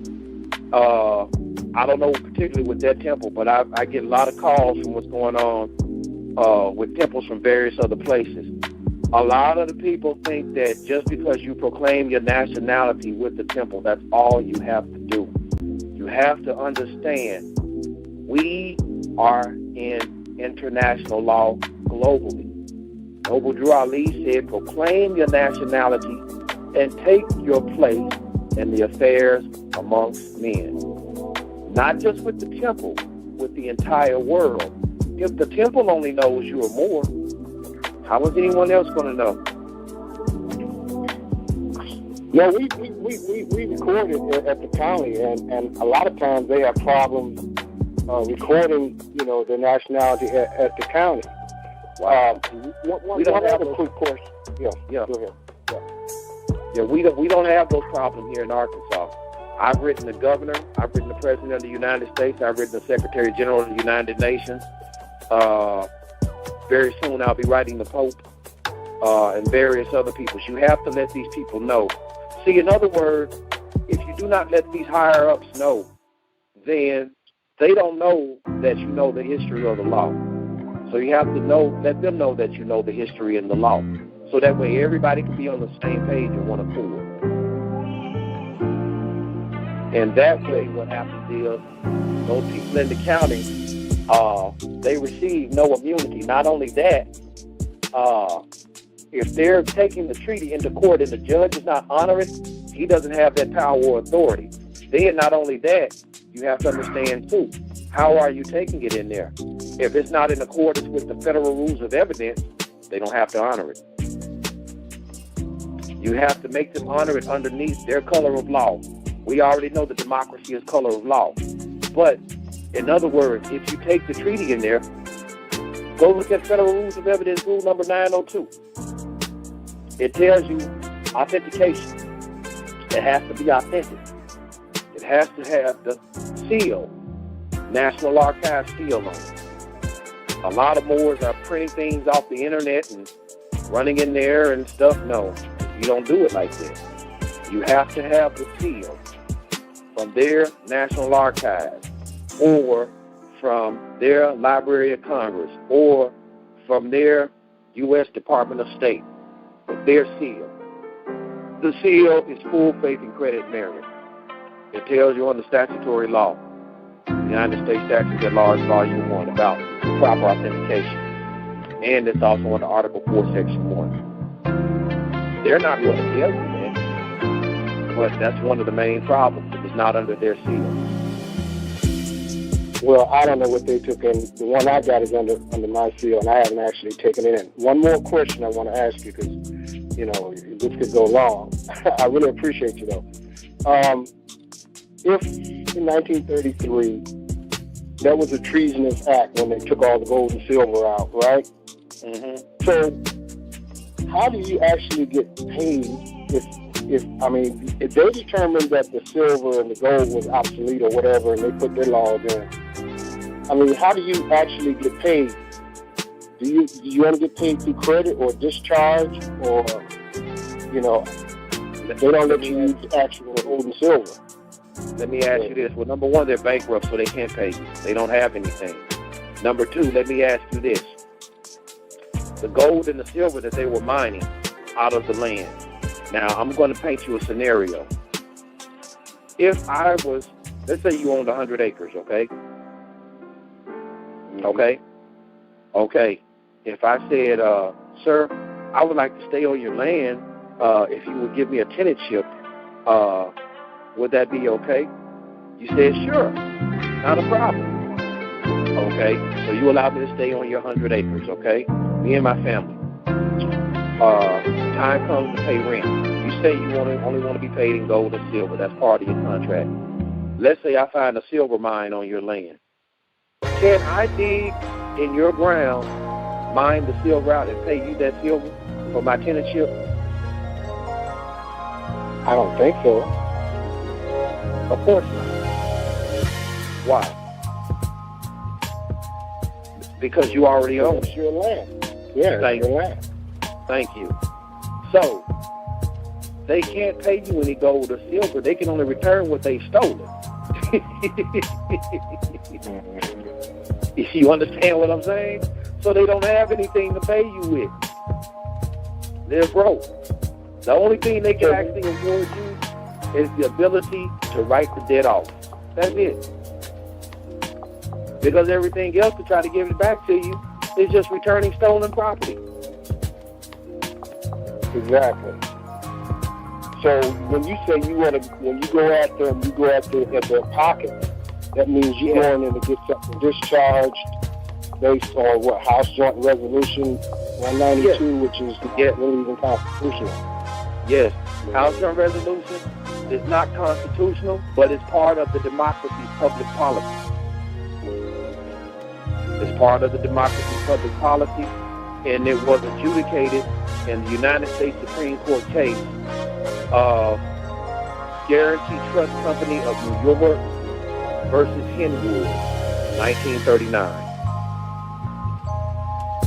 Yeah, and see, that's exactly what I mean when I say, where do you draw the line? You know, when you're dealing with statutory or corporate entities, and it gets a little confusing because what I want to do would be to access my own asset. So when I access it, I can't use gold, so I use my own credit from my own estate, for you, it's your own credit. But if they cause you an injury, then it's their credit. In other words, you have the right to sue them. They have 10 days to answer in admiralty, or you can give them 30 days in common law. When they can't answer, you can go through the administrative process of defaulting them and placing the lien, which has a commercial value, and then you sell it.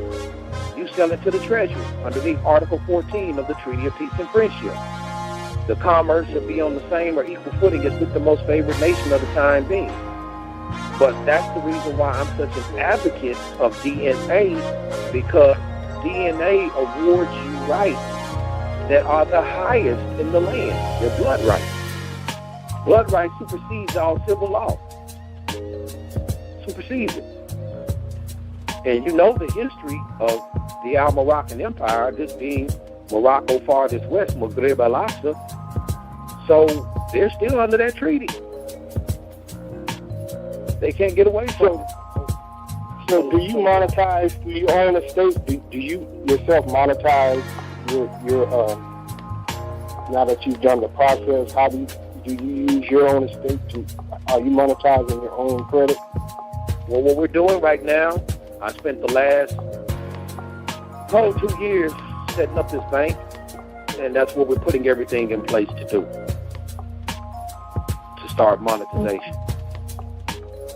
So that means no, you're not doing it right at this time. Not right now. That's the reason why I got my DNA, so that therefore they can't hold me to anything. Blood rights, the right to blood and kinship, to not be destroyed by any civil law, maximum law, Forget Dictionary Law 1856. Blood rights are the highest. And not only that, another maximum law says what belongs to no one naturally belongs to the first occupant. Another one says God and not man makes the air. It also says God alone makes the air. The air is one and the same with the ancestor. And it says No one can verify by the country against a record. What's proven by the record ought not to be denied. Records are vestiges of antiquity and truth. So I use the public record, and now my DNA, my blood rights is filed in the public records, a part of the real estate records. So no matter what they do, their arms are too short to box with it. Yeah, well, see, that's been my whole thing. I want to monetize, my credit. And this is what I've been working at. But I want to make sure that I don't trip over the statutory corporate stuff, because it's almost like asking permission to access your own assets. No, you just have to give them notice and show them the law why you have the right to do it. The biggest problem is, let me tell you a little secret. The biggest problem is not the United States. They want you to do it because it brings down the debt. The only thing that the Treasury is going to do is buy your debt and write it off on the books. That's it. They're going to credit you via the book. The biggest problem is the bankers. It's not the United States. Everyone thinks it's the United States. No, it's the bankers. The Treasury is on a small island. The United States right now is on a small island with a moat dug around it, filled with sharks and crocodiles. And the people are on the mainland trying to get to the Treasury to get the credit monetized. They're willing to work with you. The bankers are the sharks and the crocodiles. They're supposed to be actually taking a commercial paper, presenting it to the Treasury under 3 days truth in lending or 10 days right of rescission. And they're supposed to be charging a small percentage on the monetization of the debt, anywhere from 1 to 3%, so they can still make their cut. But they don't want to do that because they can't make any money predicated on those false loans that they're giving everybody. Not the United States, it's the bankers. They're the problem. So it's the United States versus the bankers? No, they're owned by the bankers. They're owned by the bankers. Until the people wake up. Mm-hmm. So the people on the island and the ones that are in the moat are the same people? No. The United States is on the island. The people, the Moors, and those who live in Morocco farthest west, known today as North America, are on the mainland. In the moat, the crocodiles and the sharks, those are the bankers. That own the United States. They're swimming around the United States waiting to eat you up. And a whole bunch of other countries. But the United States are owned by the bankers, though, right? Yes. The debtor is subject to the creditor.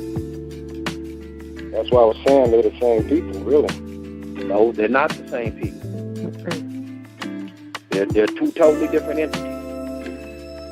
But they're owned by the bankers, though. They're subject to the creditor. Go read Proverbs chapter 22, verse 7. And then go to our website and read the Rockefellers or the Rothschilds, whichever one that file is. It's on the main page on the right-hand side. The rich rulers. So are the Rockefellers the true creditors? Are they the true creditors, or are they just... No, they can't be the true creditors because they don't own any land over here. It's impossible. They're the bankers. You're the creditor. I'm the creditor. So when you said they were the creditors, that's what I want to clear up. Okay. They're not the true creditors. They loan false credit. Yeah, they created fictitious obligations. That's what they did. Yeah, their wealth is based on fraud. Because remember, they don't own any gold and silver that they've taken out of the land. The law says that title to stolen property remains with the original owner. Now we have a problem, don't we? Because, everything that they took out of Maghreb al-Aqsa or North and South America, they got to return it back. Doesn't matter how far back it goes. You stole it from my ancestors. I'm the living heir, and I have a right to reclaim what you stole. This question is for Dr. WC right quick. How does this tie into all the stuff that Buck is talking about and the fifth dimensional shift and all that that's supposed to be going on now? Is that just talk or? You can ask him that question. I'll tell you right now, I'm trying to keep my eyes open. So my mind is in sleep mode. I can't answer a thing, but okay. Well, I apologize for that. Yeah. No problem. I don't want to get started and wake myself up. I want to get the last call and go to bed. Okay. Well, on that note, I'm going to let you go. You go to eyelid.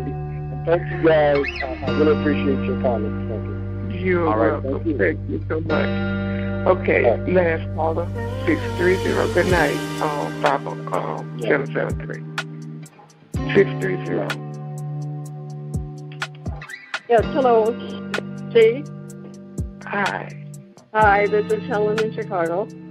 Hi, everybody. I have a question about the fact that my birth certificate is in lowercase. Does that mean that I was not collateralized, or what does it mean? Hello? Oh, hold on. I might have... Hang on. You want me to get it? Yeah, I got it. Okay. Thanks, Laura. Can you hear me? Yes. Okay. If you have a Social Security card, my birth certificate is the same way, upper and lowercase. If you look at the various contracts that you have now, light bill, driver's license, mortgage, water bill, Social Security card, you have been collateralized. Okay. Okay. Very good. Thank you for your answer. Thank you, everybody, for all you're doing. It's a fascinating call tonight. Bye-bye. Absolutely. Thank you. Good night.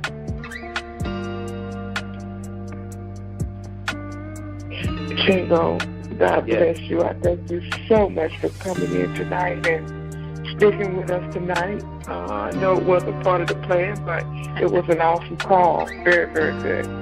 Thank you, Doctor. We love you. We thank you so much, and we'll get together after your weekend and schedule some time for you to come back in, and hopefully a lot of people will have went through the process of the step 1, step 2, and into 3, and able to ask more questions. Yes. So thank you so much. Okay, I appreciate it. All righty. Y'all have a good evening. Love both of y'all. Thank you for doing the work, and I'll see you as soon as I get back in touch, both of y'all. All right. Yes, indeed. Thank you. All righty. Thank y'all. Y'all have a good evening. Thank you. You too. All right. Bye-bye. Bye now. Good night. Good night. Okay. Good night. Okay, very true callers. I love you. Thank you so much. God bless you. Have a good night. May the blessing of the Lord watch over each and every one of you as your angels stand, as his angels and your angels stand guard around you and keep you divinely protected. Have a good night. We will see you back here tomorrow evening at 9 p.m. Eastern Standard Time on the Real Truth Call. Good night, Barb. Good night, Dr. WC. We'll see you all tomorrow. Dr. WC, you want me to post this? I got it open. I'm just waiting to click off so that I could copy and paste the link. Okay. Alrighty. Okay. Thank you so much. I appreciate that. Uh-huh. Okay. Good night. Good night.